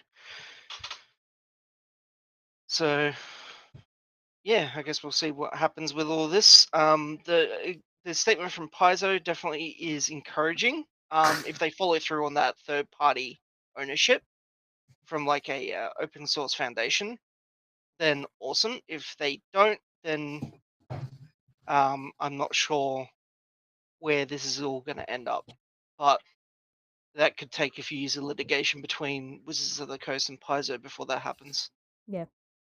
I think But that's at the very fair. least, that could delay the use of the 1.1 version as well. Yep. Because they might have to use that in court and all that shit. There's a lot to definitely still see and find out about as we go through this. But I want to thank you both for joining me. I want to thank everybody who joined me during this. I am going to kick you all out, and I'm gonna do some final words. So thank you both for coming and chill and go find all of these lovely people all over their social medias and what they're going to be looking for. I'm sure I'll do what I can to get anybody's links who did join us down in the description below. So look for an update on that later. If you're on YouTube, if you're on Twitch, screw off. All right. I'm just gonna switch us over here real quick. Hey, yeah, it's just me now. And basically, I think that there is one good thing that has been able to come out of this situation. And that has been that people were completely accepting about 1.0a. People were like, this is totally fine. We can work with this. This is great. Let's do it. Let's work on them. Wizards could have done nothing and they would have been perfectly fine to continue on taking advantage, right? However,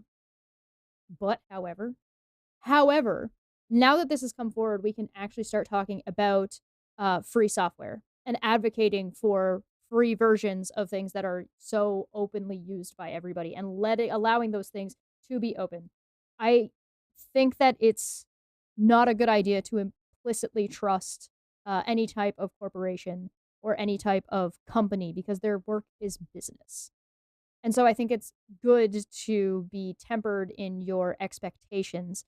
However, I will say that I think Paizo's response thus far is a step in the right direction. I think it is a good thing. I have reached out to them during this stream to potentially interview and talk to potentially like if like media people from their end and hear a little bit more and take a look at the actual legal documentation and what they're putting forth. I do encourage people to temper their expectations. I do encourage people to take a breath and don't jump on immediately to the next thing, because I really would hate to see anybody getting taken advantage of. And I really do hope that the rest of the community sort of joins me and others join in when we talk about open software, not proprietary things, which is what Wizards is currently has access to. They have access to proprietary nonsense, and Wizards making and FISO doing what they're doing and what they seem to intend to do. If they follow through on that and make it open and protect it in a way that no matter who buys it later, it maintains that status, is going to be the best thing that they can do. And I look forward and hope that is what they do, and that is how they approach it. But they're not going to know unless people tell them. So I hope people will engage, keep talking about it, be positive, but tempered. To just, I implore you, please. I believe in you. You can do it. I don't know.